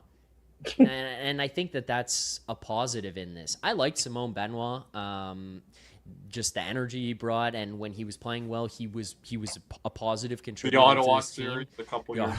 The Ottawa series, but when he wasn't, he was not good, and he's under term for a couple more years. He's got 1 point whatever left on his deal. I think it's 3.5 left on his 1.35 AAV. And you got rid of it. And he doesn't fit the mold of what they need anyways. Not even what they're looking for, what they need. Like, he can't move the puck. He's not offensively inclined. He can't break out. He can't get up the ice in transition. Like, it doesn't check any of those boxes. So you also attached a piece that you got rid of here in all of this in the Joseph Woll trade as well. It's not like they had to put Simone Benoit in this to get the return that they did. They were a little crafty in making sure, hey, here's a way that we can also offload a guy. So it's another thing there to kind of check off the list if you are the Maple Leafs and moving this out. But I completely understand people looking at it and being like, this isn't a win. No, it's not. It's not. But there's got to be something else. In hindsight, and I know it's Battle of Ontario, I'm thinking like, would a Joseph Woll for Jordan Spence trade have been possible? Though that's a need that both teams have had. We hear Stuart Skinner's name connected to Ottawa. I'd have to think that Joseph Woll would have been attractive to Steve Stamkos. I get the health thing, especially with Linus Ullmark there. That's probably a big reason. I don't think the in-division thing matters where both these teams are at this stage. And Jordan Spence, I like Emile Andre, but I think could have filled the need that both teams had. And, that's more of a hindsight. But the Leafs wanted a cheaper option, and Emile Andre just that. And it's kind of tough to – I can't grade the trade either right now because I don't know what direction the Leafs are going in. That's what we were just saying with Chaika before Zach here tonight. Like here's the thing. Gotta give Zach, who's your betting favorite to be this coach? Because I have no clue anymore because every time I look, there's a new name. And I'm lost at this point. I just announced it on my show, and this isn't going to help for any content for you guys, but I've retired from trying to determine what the coach is. Like, I've given up. When I find out who the coach is, then I'll talk about it, but, like, I got no clue. Like, did your Oilers Nations guys retire, too, from talking about friends? I don't know. It's like, what? It's like a new name every day. Think about the last 24 hours, okay? Think about it from the Leafs' perspective. So we got down, hypothetically here, we got down to 5 names, right? And to one person, it's these 5. To another person, it's these 5. To another person, it's these 5. But for the general consensus seems to be like Dallas Eakins, Jay Woodcroft, Patrick Waugh, Joe Pavelski, and the last name that kind of gets thrown around is John Gruden, who's coaching the Marlies right now, which I think is kind of the final 5 that they're down to. So within the last 24 hours, Elliot Friedman throws out that Pat Ferschweiler is also in the mix. Pat Ferschweiler has not been a name that's been brought up one single time in the entire search here. Can you tell who that? I don't know who that is. He's the Western Michigan coach. The one you brought earlier, Cody. Yeah. Right. So he's the coach of Western Michigan. He has not been brought up one single time. Then let's also add into the mix that now John Tortorella's name has been thrown in there. How serious that is, I have no clue. But, like, just for the sake of how many people are in this, he's now in the mix. Then it got brought up that Bruce Cassidy would potentially be interested in coaching the Toronto Maple Leafs. Then we now have Elliot also saying that there's another name. He doesn't know who it is, but there's another name that he's Mike Babcock in the mix. It's like, dude, we went from the final 5 last night to the final 9-10 now here today. Like, what the hell is going on? Zach, it could be worse. You could be Edmonton. You could be actively trying to push your coach through an NHL investigation. Yeah. You're correct. I wonder, this is kind of like 3D chess. Do they just make this such a pain in the ass for Bettmore? And he's like, you know what, Vegas, fuck you. We're allowing Cassidy to interview. Is that the 3D chess move here? I can't see Edmonton getting permission. No, I don't think. I don't think Bruce Cassidy coaches this year. We were thinking about. He has a nice job in NHL and TNT as a nice analyst. Yeah, we and Kirby, we were jumping the gun a bit here, but I think like if Jay Woodcroft doesn't get hired this cycle or Chris Knobloch, I don't think he'll get hired this cycle. But I can see like a guy like Ryan Wurfkowski in San Jose, like if they get off to a slow start next year, Knobloch or Woodcroft being fits there. And I'm thinking like that leash is short because the playoffs are the expectation next year. And speaking of San Jose, we'll talk about this. The Morgan Riley sweepstakes, I guess, if you want to call it that, are underway. Sweepstakes. $7.5 million. He's in year 5 of 8. The second made it this far. And I'll be honest with you, I think this is a much different situation to Darnell Nurse. I think $1 million or $2 million retained. A right shot, puck moving defenseman in a new scenario where new environment doesn't have to be the guy. Maybe a team not as in a hurry to win right now could work out. You could reap the benefits of that, especially when you're putting a guy like Morgan Riley in with the talents of Macklin Celebrini. We've seen, I think we saw John Klingberg quarterback a power play this year there and have some success, right? So what are your thoughts on Morgan Riley, his potential new spot? Yeah, I don't think that whatever he brings back. Okay, so I think that the one thing we're getting caught up in is that his value in Toronto is low because of what his number is, and I completely understand that. But I think teams still see value in Morgan Riley. And I know that probably sounds a little delusional just given what he's done in Toronto, and I get that over the last couple of years. But I think that, to what you just pointed out, Nick, like, he can provide you value on a power play. He can be a real strong number 2 if you have a really good number 1. He could be an excellent number 3 if you have guys who can play ahead of him. And with a rising salary cap, what his cap hit isn't going to be that hard to chew on anymore. It's not going to be something that's going to scare teams away to the same extent.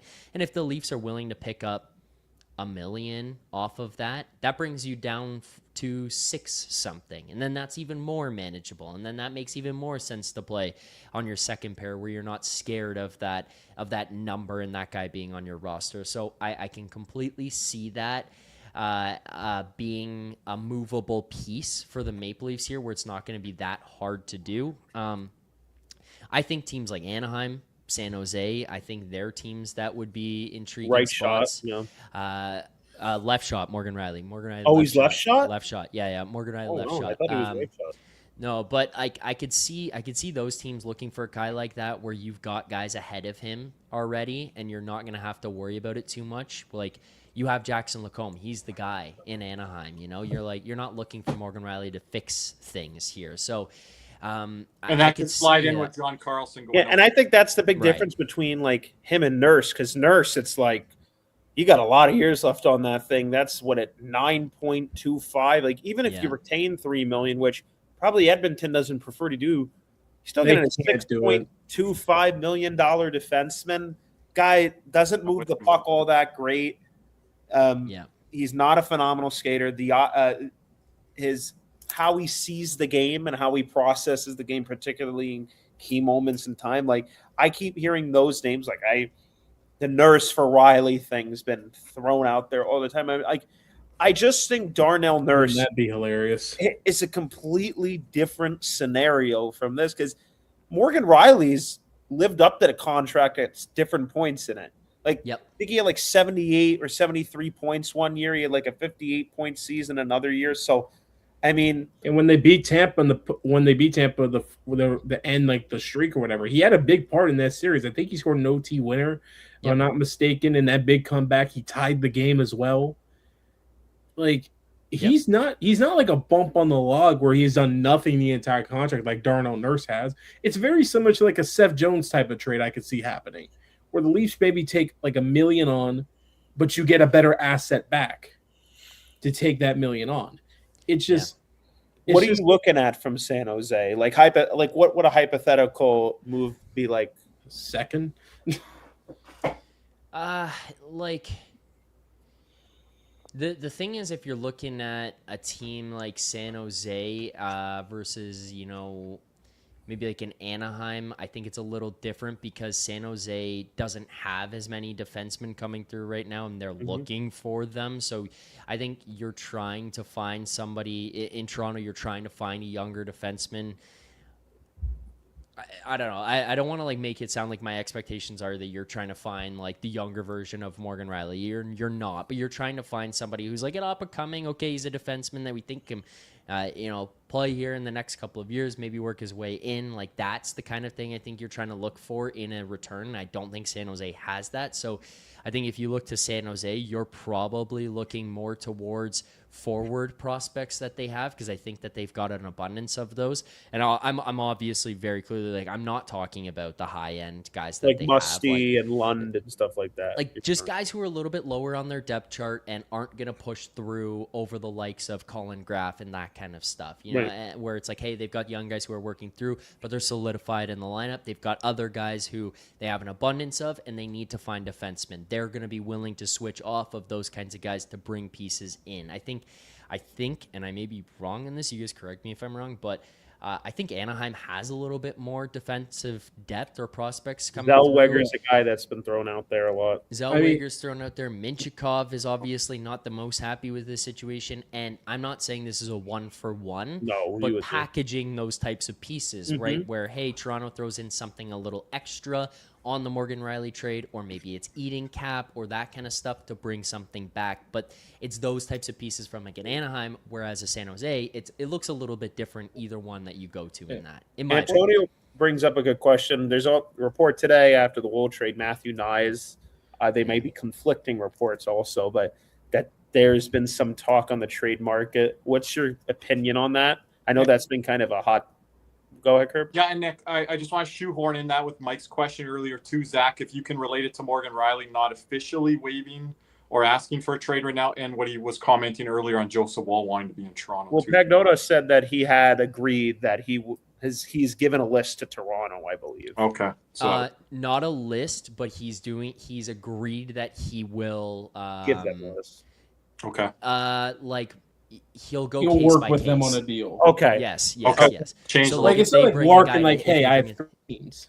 Yeah. Like, so It's if like, they bring hey, a I'm team maybe to willing to him- go here, see what happens, bring it back to Yes. me, and I'll let you know what I think. Another guy for Exactly. Anaheim, Ian Moore could also be another guy that the Toronto could look at coming on the back end. 24-year-old defenseman, another RFA, a guy that you can sign for pretty relatively cheap. And he's and that's a guy that could pair up with Emil Andre. I mean, Ian Moore's like, I think 6'3", 200 pounds.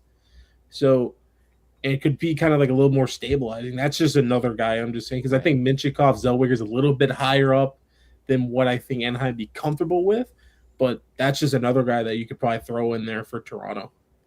Yeah, I mean, look, again, to me, it's like finding younger guys who you think maybe even could be a little bit of a work in progress and trying to figure it out. We talked about it the last time I was on with you guys, is like what you're looking for is trying to find the guy before he's the guy, or find the piece that is the Sean Walker before he's Sean Walker, right? You don't want to go get Sean Walker now that he is Sean Walker. You want to find the guy and make him that in your system and in your organization. And I think that's part of what you're trying to look for in the return on some of these. So that's that. In terms of the You have to rely a Wall lot comment, on that pro scouting, though. That's got to be spot on. big time. And I'm putting a lot of faith in Mark Leach and Judd Brackett. And I think they've done a pretty good job in the organizations that they've been in previously. So I'm hopeful with that, but we'll see over the next little while how this goes, and we'll see how the draft goes next week. To the comment about Wall wanting to be in Toronto and it being a tough look on the org. Yes, like I get that, but I don't know, man. You have to make changes. Like you have to do things here to revamp this. And you had goaltenders coming behind you, and when your biggest knock is that you're not available, like at some point you become expendable because of that. Because they look at you and say, you're a great goaltender when you're playing, but you ain't always playing. And that's kind of the problem that you have with Joseph Woll here right now. He's just not always playing, guys. Like he's not always available. I look back at the it's Boston easier on us series. watching from the outside than you every 82 games a year, right?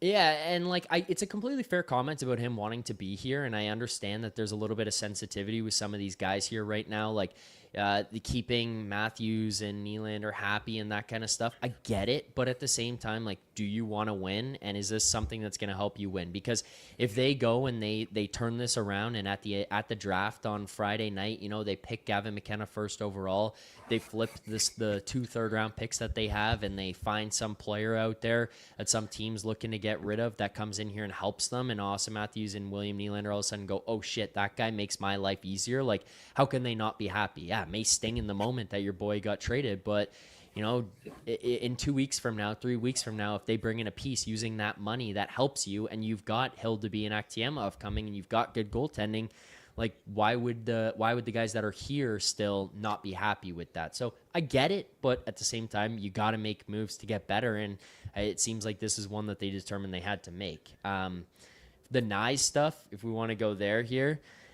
I'm just going to be really upfront with you guys. I don't want to trade Matthew Nyes like at all. That's the correct answer.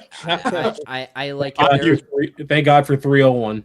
Like there are, thank God for 301, man. Seriously, like there are trades that probably, you know, I would think about. I know Robert Thomas was thrown around a lot at the trade deadline, and if you're packaging something with Matthew Nyes to get Robert Thomas, that's a deal I entertain. What else is in the deal? I don't know, and maybe at some point it gets to a point where it's like, this is too much. I don't want to do it, but when you look at what that type of player is. And it doesn't have to be exactly him. It could be a comparable to Robert Thomas. But when you look at that type of player, you think second line center who's on a good contract for the next 5 years and he's 26 years old. Like that's perfect. That's exactly what you want. And it's a guy that you can go and roll through Matthews and Nylander. And if they leave, you can keep him and you can continue to build around him with your McKennas and Cowens and stuff like that with him here and find other pieces to surround him. So like, that's the kind of stuff I'm like, okay, I could see entertaining that. But you know, the thing that I just even said on the post game that I just did is,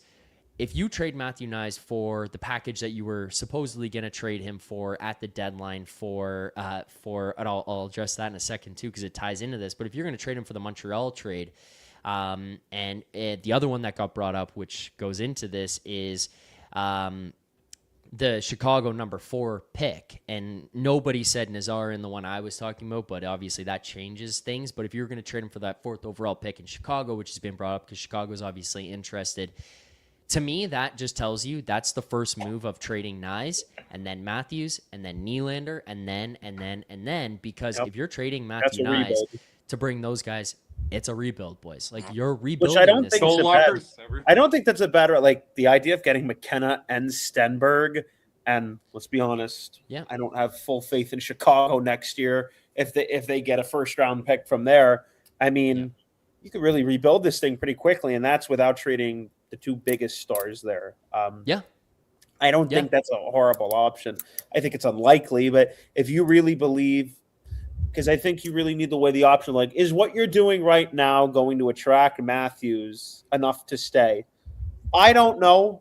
I think it's a lot of work to be done, and I think if you're not confident in that plan fully, then it's something that really needs to be entertained. And there are a lot of things going around the NHL. There's a lot of looming trade requests that gives teams pause and question as to, what are we going to do here? Are we going to rebuild? Are we going to hold on to this player? Are we going to try to stay competitive here? Well, Nylander's already given them an answer. Right. Which, that's a pretty big decision to make in the next 9 days? Like, that's like a multiple year franchise changing decision in a week and a half that you have to make. Yeah. So, I mean, I think they've kind of already chosen their course. I don't think Knies, like, if you're, like you said, if you're doing the package for that Montreal offered, I don't know who they offered. Was it Zarkovsky? Is that who they said? Yeah. And another player unnamed. I think it was probably I'm not going to Pickford, Lion A, 2 maybe? first-round picks. No, it was a Lion A? prospect. No, like it was another prospect. Okay. I think it was Bryce Pickford. So I don't know what those players. I know Zarkovsky. He has some pedigree. Thank God for 301. But I mean, I know. with all due respect, that's a terrible offer. I would have just taken the 1 first and said, hey, instead of that 1 first, give me Michael Hayes and we have a deal. Yeah. Which Like, I don't think much. Kent Hughes is like, this is bullshit. If you still have a job, I'd be pissed if I were him too, because he was about to. He was like, damn it.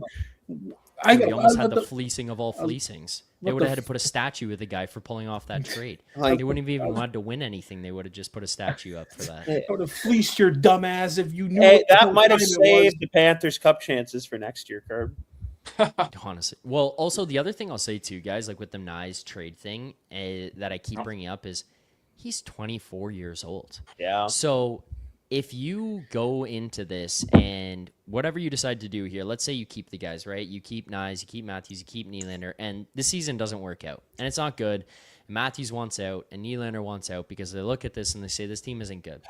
Well, you're going to get hauls back for those types of players. Who's the leader in the room now? Like, who's the guy that's helping you get this thing back on track when you end up trading or you end up like getting your Cowens and your McKennas and those guys through the system with you? Like, you want Matthew Knies 3 years down the road when he's 26, 27 years old to be here and be a part of this. Like, that's what I keep looking at and saying, what the hell? Like, that's a guy that you want here. He's not 27 right now. That's the thing for me that I'm like, the timeline doesn't match with no, because why would you not want him here? What's up, C's?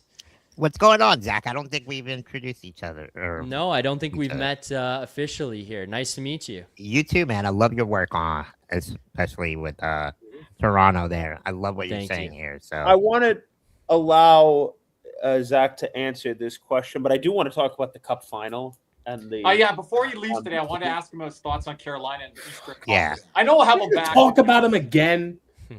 No, I want to Cody throw his phone again. He did that the other night when Carolina won the Cup. Cody, I care about outsider Makes me perspective damn views. sick. All those mid-ass. Like, Jack Eric Eichel. Robinson. Eric Robinson. Eric I did- Jack Eichel, all you had to do Is that where you're was going? play somewhat good. Mitch Marner had a hat trick. I don't want to go down. I don't want to go down all the Marner path with Zach. You probably have to hear I that. don't. But No, Zach, no, what are no. your thoughts if we're going to go down there, Nick? I don't want to throw it in. Your thoughts on the Carolina Hurricanes? What it means now for the Eastern Conference? What it Rod Brindamore carries that franchise. Yeah, Rod does carry that franchise. Like that team is a wild card roster. I want to hear his thoughts. Contender because of Rod Brindamore. I think I think they're better than you're giving them credit for. I do. But I think that having some inexperienced teams in the East was beneficial to them this year. I think having the Florida Panthers out of their way was beneficial to them this year. I think the Tampa Bay Lightning getting knocked off early was beneficial to them this year. But that's part of winning a Stanley Cup. Things got to go your way for that to happen. And like they did overcome the Vegas Golden Knights in the final round. So it wasn't like they just had a full-blown cakewalk through the thing. Vegas was playing some unbelievable hockey. The thing for me that I think Carolina did was they just built a team. And I know, Cody, you're not Makes me looking See the pics thrilled. below there, Zach. See the pics below. Yeah. Yeah, but like they built a team. They built a team that could come at you wave after wave after wave after wave. Like look at what happened in Game 6 for the Carolina Hurricanes there. In the third period, they're defending a 2-goal lead, and you're still seeing regular shifts out of the fourth line. And Eric Robinson, as much as you guys hate for me to say that name and the fact that he was out there and Will Carrier and them, they were because Rod could trust them. They bought into the system. Everybody played hard. Everybody did what they had to do. I think that as much as you guys may hate to hear this as well, like I think they learned lessons from having to face the Florida Panthers and watch what they did and how they were constructed throughout their lineup. Because the one big problem that we faced in Toronto when we played against the Florida Panthers was that you didn't have the depth. You could go toe-to-toe more or less with the first two lines of the Florida Panthers. And when I say toe-to-toe, I mean like they could negate each other. One line might Cancel win each other out. one line might win the next. Like it was a battle, and they could go toe-to-toe. It wasn't like the first two lines of Florida were just dominating the first two lines of Toronto. They made their lives miserable, but it wasn't like they were just getting outscored every night. But when it came down to the third and the fourth lines, the Florida Panthers just beat the wheels off the Leafs. And I think it was a pretty similar situation to what happened in Carolina. And they realized, like, we got to beef this thing up. Like, Nick Ehlers was playing in the third line in Carolina for a long time. Like, that's a huge acquisition into your bottom six that they just didn't have before. And it was something that allowed them to make life miserable for the Montreal Canadiens in the Eastern Conference Final. Like, Nikolai Ehlers thrived in that conference final. And it's because they could come in waves of attack. So I don't know, like they built an incredible team there in Carolina. And I think they learned a lot of lessons from what they experienced against Florida. Do you think they're the favorite next year in the East? I know No. that you have to give, no? Who would you give No. that title to? Well, to come out of the regular season, probably Montreal. Young, probably a little piss and vinegar from what just happened this season and losing the way that they did and that kind of stuff. Probably a little fired up. I can't imagine Kent Hughes sits on his hands here in the summer. I think he goes and gets active and tries to make some improvements to the team. You know all the names that they were involved in here at the trade deadline. Like they were pushing to go and get some guys. Yeah, like they were going for it a little bit here. So I think he keeps trying to get this team to be in a better spot. And I swear to God, I'm not just saying this because I'm on your show, but like by the time you get to the playoffs, man, I don't know how you don't look at the Florida Panthers and say that they can't be a team that is going to be the toughest team to beat. Like the goaltending is the biggest question for me. The way the year went. Right. And like the goaltending is just the biggest question for me. Yeah. And We're it's gonna get that solved who is pretty it? soon. Who's your guy? Well, okay, He so I have wants three. Soros, right? I wanted Hellebuck, and I think there's actually more smoke to that now that we're hearing about it. I You also say think that. Soros would be a guy that I'm interested in, and I know this is a little bit of a wild card. Jordan Bennington's a guy who I'm really high on. So Your team I just don't- has to play well enough in front of him, which I think Yeah, Florida which can, but I'm it's not- like too concerned about that. And again, I don't believe Sergei Bobrovsky's coming back. None of us do. I don't know what Steve does. If Steve No. believes, I we don't think heard from our guy Zach that he wants $7 million, and there's a debate. And Kirby, we also know this that they don't want to play him 50+ games anymore. So get $7 million. The guy's not even going to play 50 games. You're running into a lot of issues there, and the 9th overall pick is obviously a big factor here. We're thinking, we were actually just talking about it before you came on, this decision has to be like in the next less than a week. I don't think they want to take this in the draft night unless it's already a done deal, and they'll wait till then. Yeah, the Hellebuck thing is the more this goes and the more the Team USA group chat stuff is bubbling up, the more I'm like, this guy is gonna find his way to Florida. They're gonna go from Sergei Bobrovsky to Connor Hellebuck, where he's gonna play 60 games for you guys. Put fucking me and back up. It won't matter because by the time you get to the playoffs, the team in front of them is going to be so good, it just won't matter. Like, that's the problem in Winnipeg. They had really good teams, but like by the time they got to the playoffs, if there was any cracks at all, it was like, hey, Connor, we know you played 65 games this season and dragged our asses here, but it's on you tonight, buddy. And he's like, yo, hold on a second. He loves it too, but They haven't been close since 2018, and Dustin Bufflin was still in the league. Like He just disappeared. Like he just said fuck hockey, I'm going fishing. And who's to stop him? Yeah. Who's stopping him? I just think, like you said, Zach, and again, Kevin Cheveldayoff, not exactly known for being making moves and wheeling and dealing. I think this whole thing with Hellebuck, particularly this year, they are so far away from where they want to be, and they have nothing in the pipeline. And I, like you said, like a couple weeks ago, we've been talking about it a lot here because the Bobrovsky thing has kind of been lingering. We said, like, it's probably Jordan Bennington, and then we heard Soros, and then it's like, yeah, Hellebuck's there, but does Winnipeg even going to move him? And then did he request a trade? Is he even available? Now, like you say, like, I thought Elliot Friedman's comments, I think it was on 32 Thoughts, and I think he reported on the Fan Hockey Show. I think that's what it's called. I think his comments were really interesting. How he says he's getting calls from NHL executives about how this stuff's getting out. So I'm just saying, when you start to hear stuff like that, start to hear on messaging that's not totally clear from multiple reporters, it gives the impression that there's some smoke to it, right? Like where there's smoke, there's fire. And yeah, I mean, I just don't think it's as much speculation as I really thought. I thought it was just speculation like 2 weeks ago. And I think it's really realistic. I think there's some stuff to it. No, that gold medal got him a taste of what it's like to win at the highest level. Is that right, Meeksy? Skinner, let me double check on that. But we have a question for Zach in there. Hey, Zach, what was your initial reaction when the Maple Leafs won the draft lottery?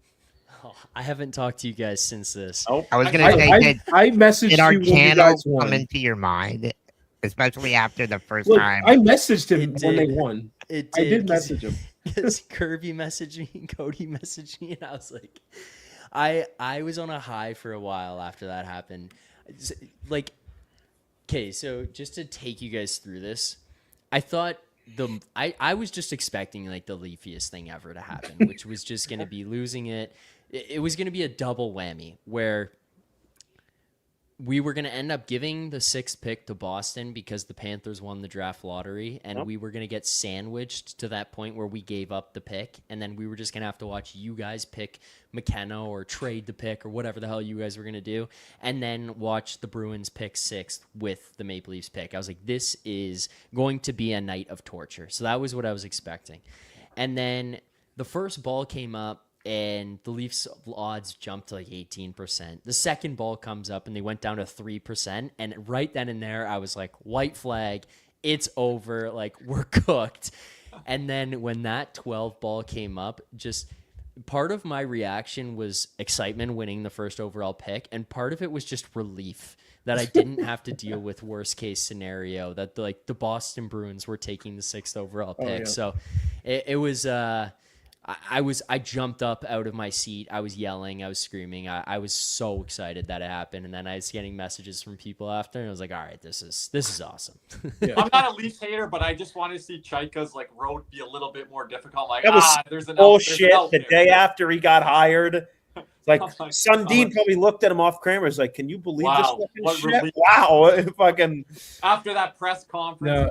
No, what was hilarious was Matt Sundin was just like, I I felt like Sundin, so or it's his body language was like, "Why am I here?" Yep. And then what's funny Wow. is that the 12 ball, this the is why way- I'm here. the way it came up, you saw the 12 like shooting out right into the camera, and I Dead remember on. I'm like, "There's no fucking." I way. just got off work and I went to a restaurant where I knew the draft would be on, and I saw the 12. I go, "No way!" I'm just like, the Leafs just fucking won.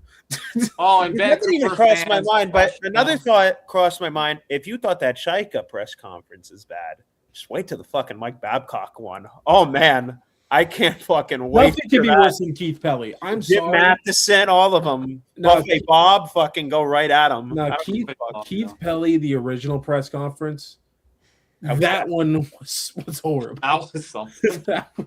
There's been a few bringing up Hage. Yeah, the and he- names. He was in the room. He was in Yeah. the room. with Michael, us. they have a guy named Michael Hagee, and I'm like, Hagee. Hagee, that's what he said. Yeah, Yeah. and then he's talking about using AI and stuff. I'm like, Yeah, I was like, we wow. are- Ask Oh, ChatGPT what the probability is on this. But Zach, it just shows you how quickly the news cycle can change in this industry and just how Yeah. things flip so quickly. So I do want Oh, to ask one other thing. The Vegas Golden Knights, we haven't talked about them losing the Stanley Cup final. Tortorella thing was expected. What do you anticipate when it comes to their roster? Rasmus Anderson and Noah Hannafin were fucking brutal. I mean, they have a lot of holes on the roster. They have a lot of bad contracts. I can name Kolasar, Korczak, Hurdle, Hill. They don't really have enough money even if they get rid of those guys. What do you anticipate their offseason action to be like? Yeah, it's a good question. The Hannafin thing, I think, this is just a guess. I think he's injured. Like, there's no way he plays that poorly if he's healthy. I can't see it. He's too good of a player and a defenseman. I gotta think he's injured and banged up from something. We'll probably end up hearing something here in the next couple of days. Yeah, agreed. I think we'll find something out. Is about what he was dealing Anderson with. better be fucking injured after that? Anderson, I don't think was. He's just so bad.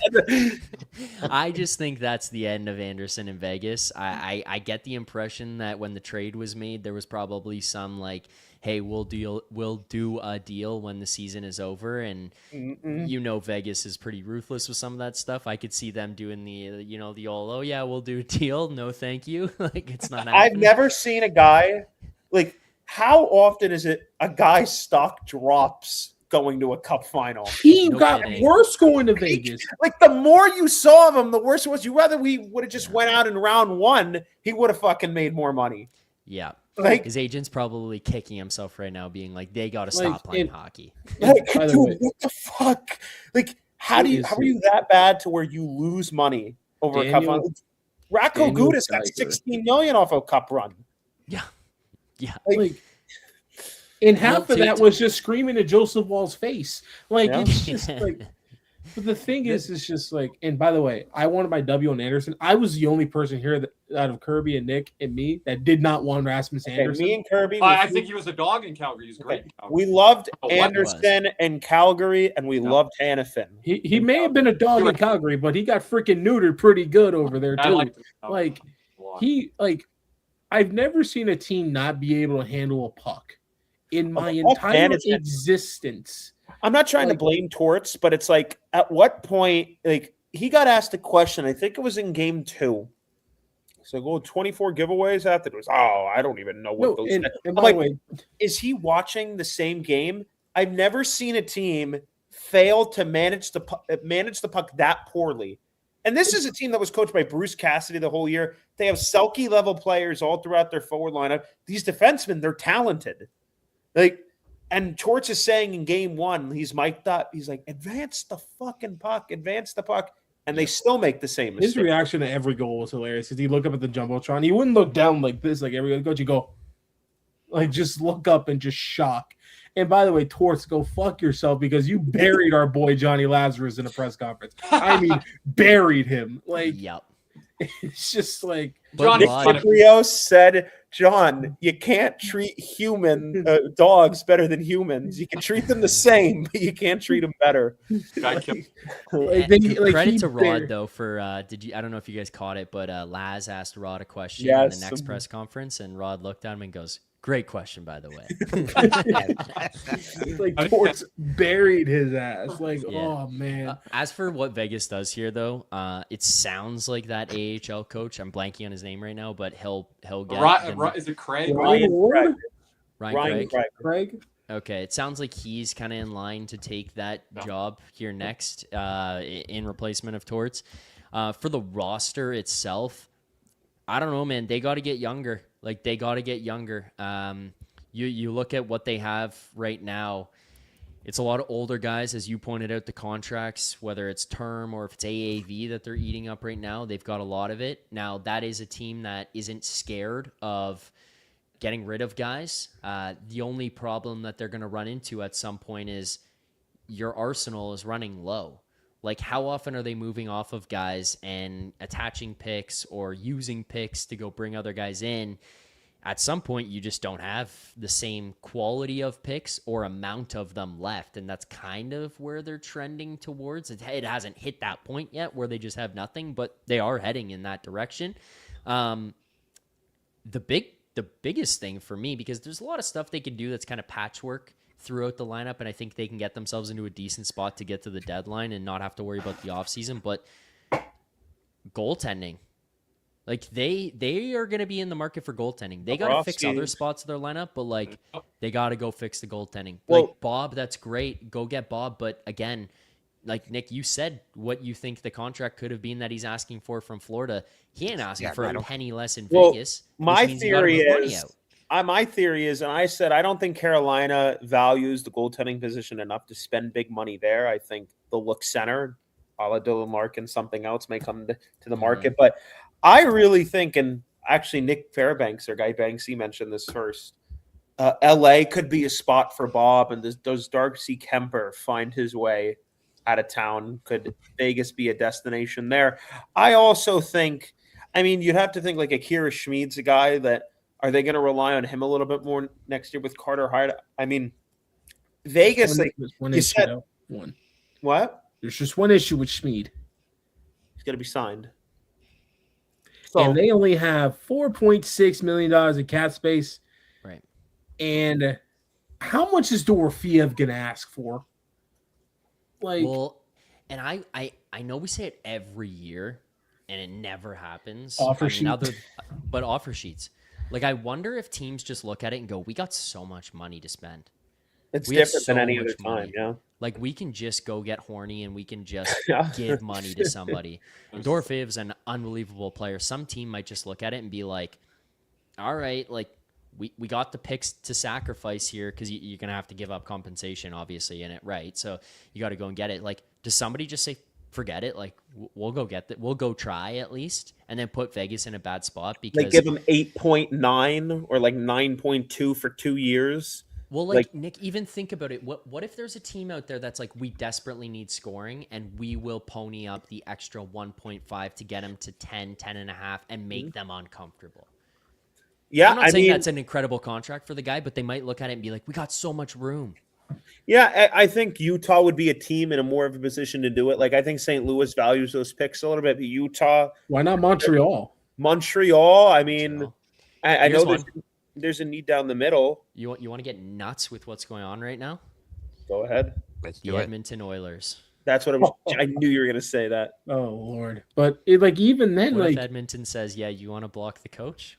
we'll take Dorothy. Seattle, that's a good one. Seattle. Don't send him to hell, please. No. Seattle could just Don't send Seattle him to could just hell. say, "Fuck it, we need anybody." Don't send him to hell. They offered freaking Panarin $14 million, and he still said no because he didn't want to go to hell. It's just no. This is where players go to. No, this Seattle's is where a nice town. Dude, Seattle is. We've had this conversation with Zach. Seattle's a beautiful town. I don't know what you're talking. Yeah, but they are as mid can get. I had a joke to make here, but I'm not going to make it. This may be the summer of offer sheets because Jason Robertson could get offer sheeted. Because Dallas that would be a guy I'd offer sheet more than Dorothy. Dorofeev can get offer sheeted. He wants so much money. I think the Maverick Bork and even our guy Sam Miskevich. Mackey could get offer sheeted. Right? So that's why another point. That's why I think the Panthers really need to hurry up and make this fucking deal with the goaltender, because any trade for a goaltender of note is gonna include Mackey, Sam Miskevich. So kind of need to include him in that right now. So that's another. We made one trade, Emil Pianini. In an enemy, whatever the hell his name. You know what? The Panthers are going to make a trade tomorrow, and it's going to be send Jesper Boqvist to fucking Calgary with Kirby. Oh, there we go. Jesper Boqvist to Toronto. There you go. There you go. Zach, here's your analytic pickup. Zach, anything else you want to touch on before you go here? And I know a lot of our community follows you anyways, but you can let us know what you're up to as well, too. No, I'll say this, and then I want to get your guys' thoughts on this. I don't know how you guys have felt about the whole situation that unfolded with Marner and the. Oh, I didn't know you wanted to go there tonight. Zach. I'll bring dark up days. We'll lightly touch on this. I was leaving that out for you, but okay. No. Oh, are we talking about the dark days? That's it. But that's part of it. Zach, yeah. I always got your back on the Marner stuff. If no one does, Thank I'm you. always here. I know. My thing on it is just, I think Leafs fans should just.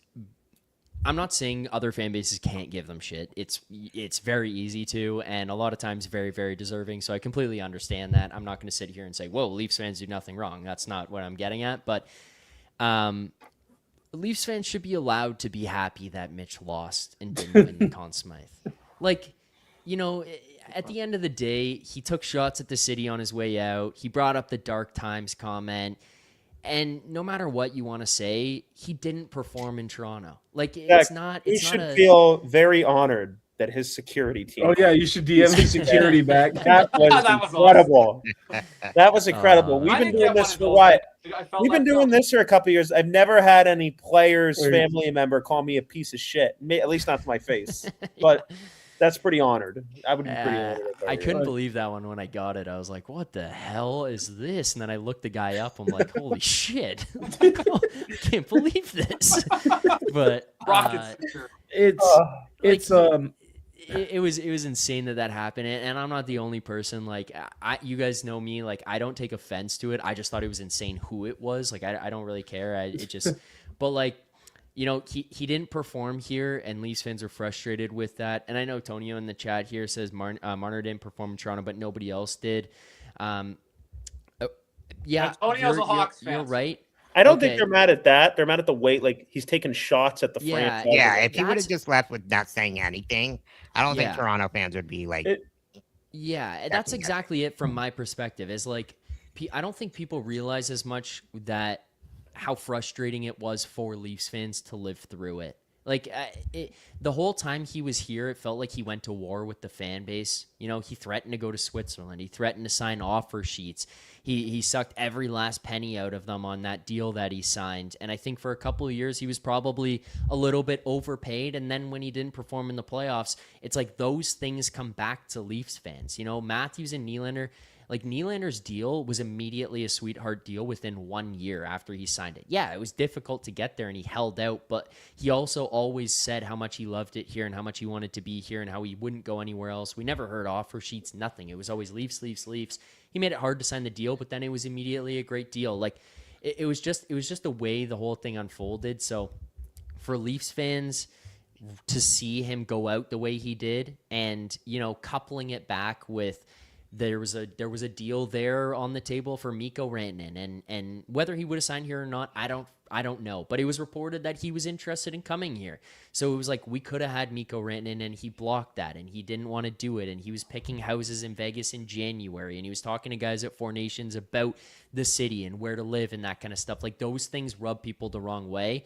And then to bring up the dark times and all that stuff, it's like, yeah, it's a little bit frustrating and Leafs fans had it rubbed in their face the entire time that it was happening. And I get it. Like, I'm not saying people were wrong for that, but I just think for the reaction that Leafs fans had after is justified to be as happy as they were. That's all I kind of wanted to get to on that is just like, look, people can still shit on Leafs fans. I completely get it, man. I get it. Like, I'm an idiot Leafs fan at times too, and I probably deserve people dunking on me as well. I completely get it. As a Cowboy fan, I understand. Fair enough. Fair enough. But I just wanted to say thanks, Zach. I got to get back to work. I wanted to just hop on and introduce myself and stuff, but keep doing what you're doing, man. We love your stuff. And thank you. I appreciate that. Great to meet you, C's. Great to meet you. Hey, ACs, congrats on the Kelly Cup again. But also, my boy plays for the Florida Everblades. Oh, really? Who is that? Real quick. Oh, what the fuck? Jordan Sambrook. He's awesome. What a beauty. Yeah, he's the best. So I'll be this summer. Yeah, so I invited him to Elbow Room, so we're gonna try to make that work this summer. Okay. Oh Lord, not the summer seas again. And quick fact: as long as the Hurricanes don't go down their seas, the Hurricanes. Isaac Nurse, who scored the game winner last night, is the cousin of the Oilers nurse. Darnell Nurse. They're going to be teammates next year. UCHL. Later, guys. Yes, but the Marner thing was just like, and I just hated the fact that he always thought the Leafs fans wanted him to fail. When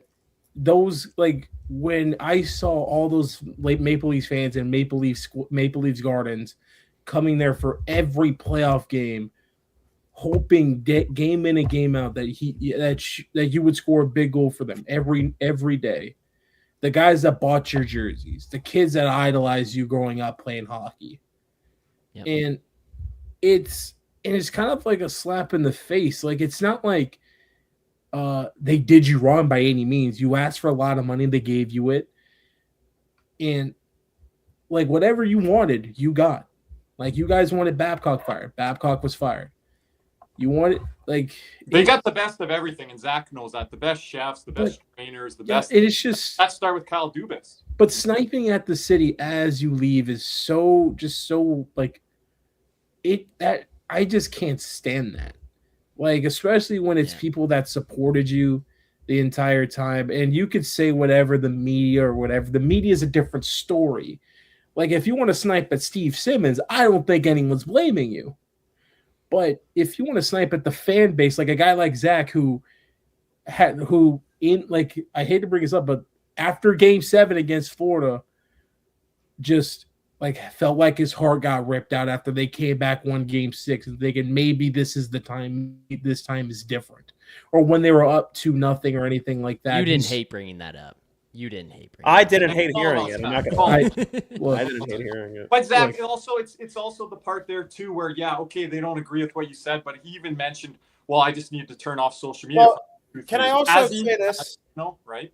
I think the Kelly McCrimmon stuff, and I know it's maybe a more niche topic. I don't think that helped either. Like, no. Oh, well, we got a better team than Toronto did, and this. Yeah, on what radio station? The ex-girlfriend. Oh, yeah, he made all the rounds. And I'm like, you're just fucking riling it up. And then, obviously, like, he can say whatever he wants. Like, I mean, to go out the way he did, you have Kelly McCrimmon piling on. Then they're also, and I'm not here to disparage Marner about the dark day comment. I don't know what it refers to, but What fucking dark days did he have? I'm not. I don't What know. dark days? Up in his mansion, up in there in Ontario, But it's playing for your just seemed hometown very team. much.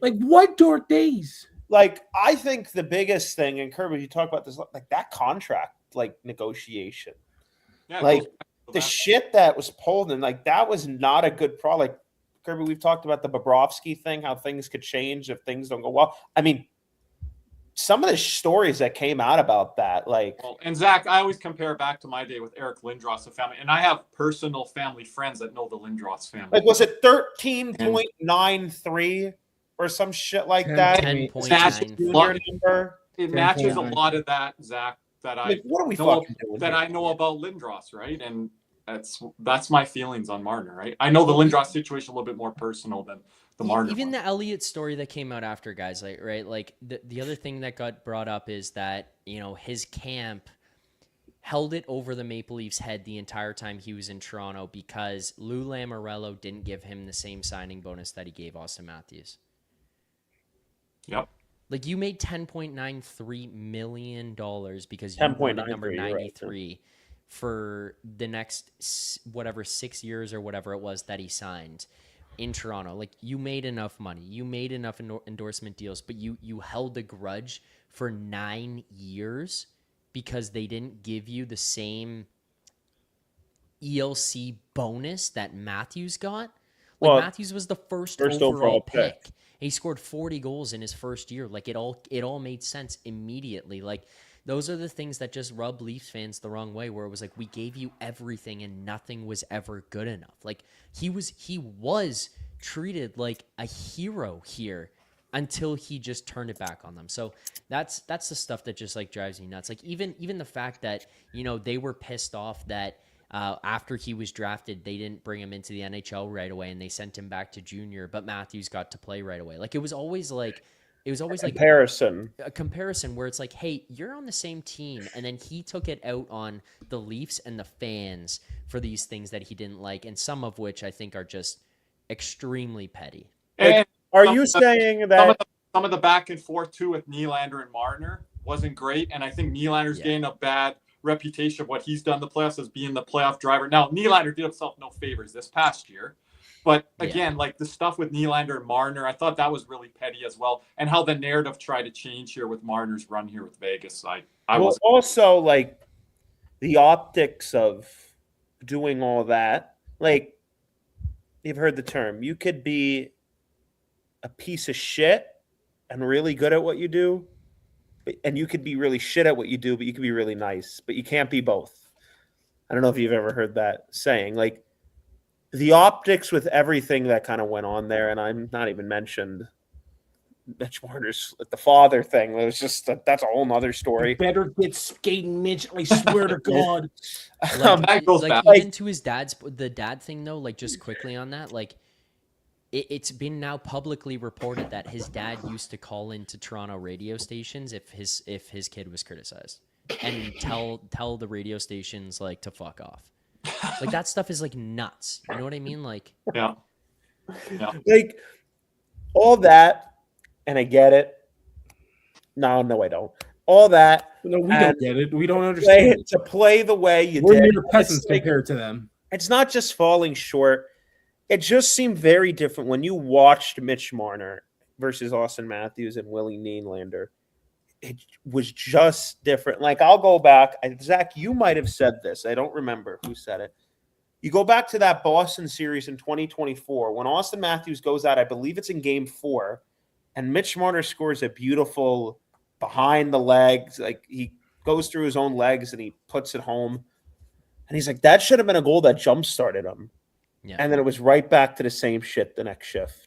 And I look at many different things, and it's not just a choke. Like, you could look back at this whole era of Leafs hockey. It's a not wasted, but missed opportunity. I look at the year they lost to Montreal. I look at the year they lost to Florida in 2023.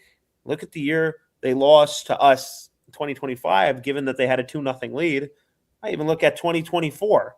Those are 4 years where you could have at least won a round. They did win the round in one of those years, but also could have won to conference final, cup final. Like that Montreal blown 3-1 lead, like that was labeled Toronto the cup conference final cup the whole time, because you would have played Winnipeg, who eventually got swept by Carey Price in Montreal, and you have a 2-0 lead against 2025 and 2025 against Florida. You blow that. Say whatever you want about the 23 Panthers. That team should not have lost to the Leafs that year when Kyle Dubas went all out and acquired, I think it was Eric Gustafson and Ryan O'Reilly, Noel Acciari, Sam Lafferty, Jake McCabe. Acciari was a Leaf, wasn't he? Yeah, they made all those moves, and I just think the difference in those series, and I don't want to just single him out, but it's the star players, and I know what the narrative is, and I know what he's done in Vegas here, and there'll continue to be a narrative because he didn't win the Stanley Remember, Bertuzzi was too. But I just think I honestly think it was the best thing for them to move on. It's such a fucking shit show, the whole thing. Yeah. I mean, it's a never-ending for both conversation. parties to go their own way. It's just to me, like, I just think that Leafs fans deserve to have the moment of, like, celebrating in what happened here, just because of the way he went out and not having to see him hoist the Conn Smythe and the Stanley Cup. Because if they won the Stanley Cup, he was winning the Conn Smythe. And the Leafs fans avoid that, and I think that that's like a moment of relief for them. And, like, I don't know, like, I'm not trying to tell people to stop getting on them about stuff again, but it's just, in my opinion, I look at it and I'm like, man, this is a moment that Leafs fans are allowed to be feeling that way. You're just and you allowed can to honestly look at this opportunity and say, this is the only cup Mitch Marner might ever get to. Like, he might not get back there again. Given it's a sense of relief for Leafs fans, but as a content creator myself, it's still going to be around your post games like all day. But it's like, it's never ending, right? It's just so sweet. You're just like, Mitch lost in the Stanley Cup too. Oh, Zach will have his rebuttals and his comebacks, but that chat, it's you got the Marner supporters still in there, Who supports that guy? There's a lot. Yeah, there's a lot out there. Like, if you're a Leaf fan, I'm saying go to hell with yourself. Honestly, it's just, I don't know. I can't think of like a comparison like any of my. I guess there's one with one of my sports teams, but it's like, I don't know. It's not even close. Is it close to Marner? It could be. I don't think so, but Zach, thank you for jumping on here today. Appreciate it. We're going to definitely have you on here in the off season and towards the regular season as we break down the Atlantic Division. Any other news that might break this? We're not projecting Florida first. We're not doing that again. That's right. We are going to do the predictions after training camp this year. We're doing Montreal number 1. Unanimous. Unanimous. Zach, what do you got on the go here? Nice to see you back on the stream there tonight too. Yeah, it was good to be back. Well, I appreciate you guys having me. Sorry for being so late here. I was like, I finished up and then I was like, let's see if the boys are still going. You were, and I was like, all right, I'm going to come on here. But tomorrow, a couple big things across the network and some stuff I'm working on off the roster tomorrow morning with Cabby, Dan Riccio, and Lindsey Dunn. We got Dave Pagnotta. He's coming on to talk about the Joseph Woll trade. Nice rumors still out there. The Leafs coaching stuff. It's a Toronto sports show, so it'll be all Toronto stuff. But that's tomorrow morning at 10 a.m. And then at 1 o'clock on the sheet, we've got Eric Tulsky. So, tell him Kirby's a big fan. He's a bit sober, but we'll see.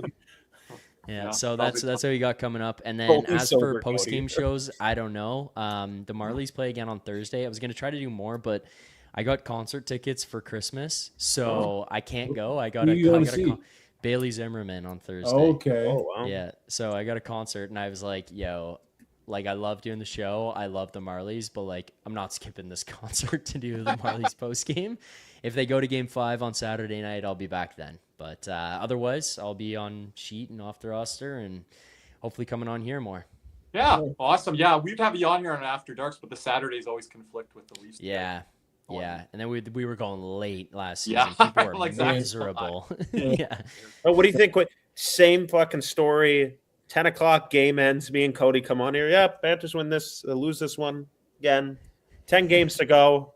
All right, let's do Tankathon, and then we're done Yeah. in like half an hour. No, you remember me and Ryan did the freaking watch along? Oh, for the Calgary. Calgary? I passed out on the couch, and I just woke up. And Mikola got his freaking knee I ran got into a the text wall. from Ryan that says Mikola tore his ACL. I'm like, ACL. you know what?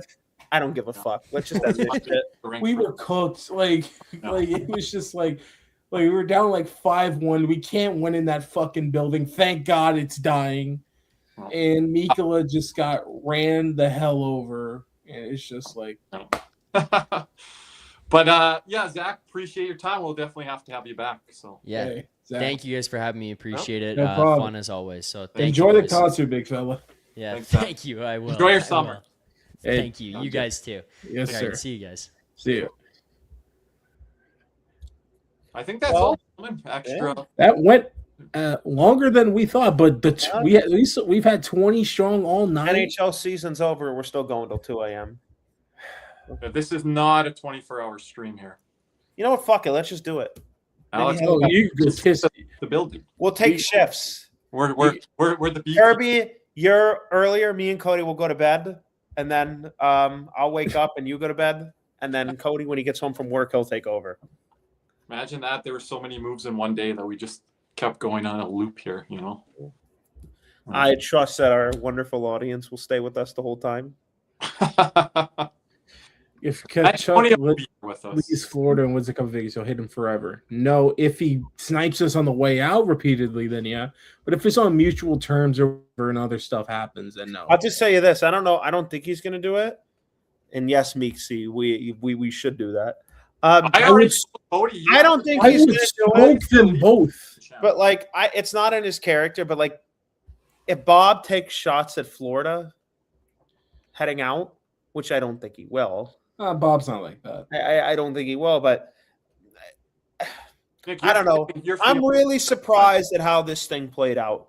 Mixed feelings are really into this Bob thing. A lot of it, like me and Adonis, like we've come to grips with it.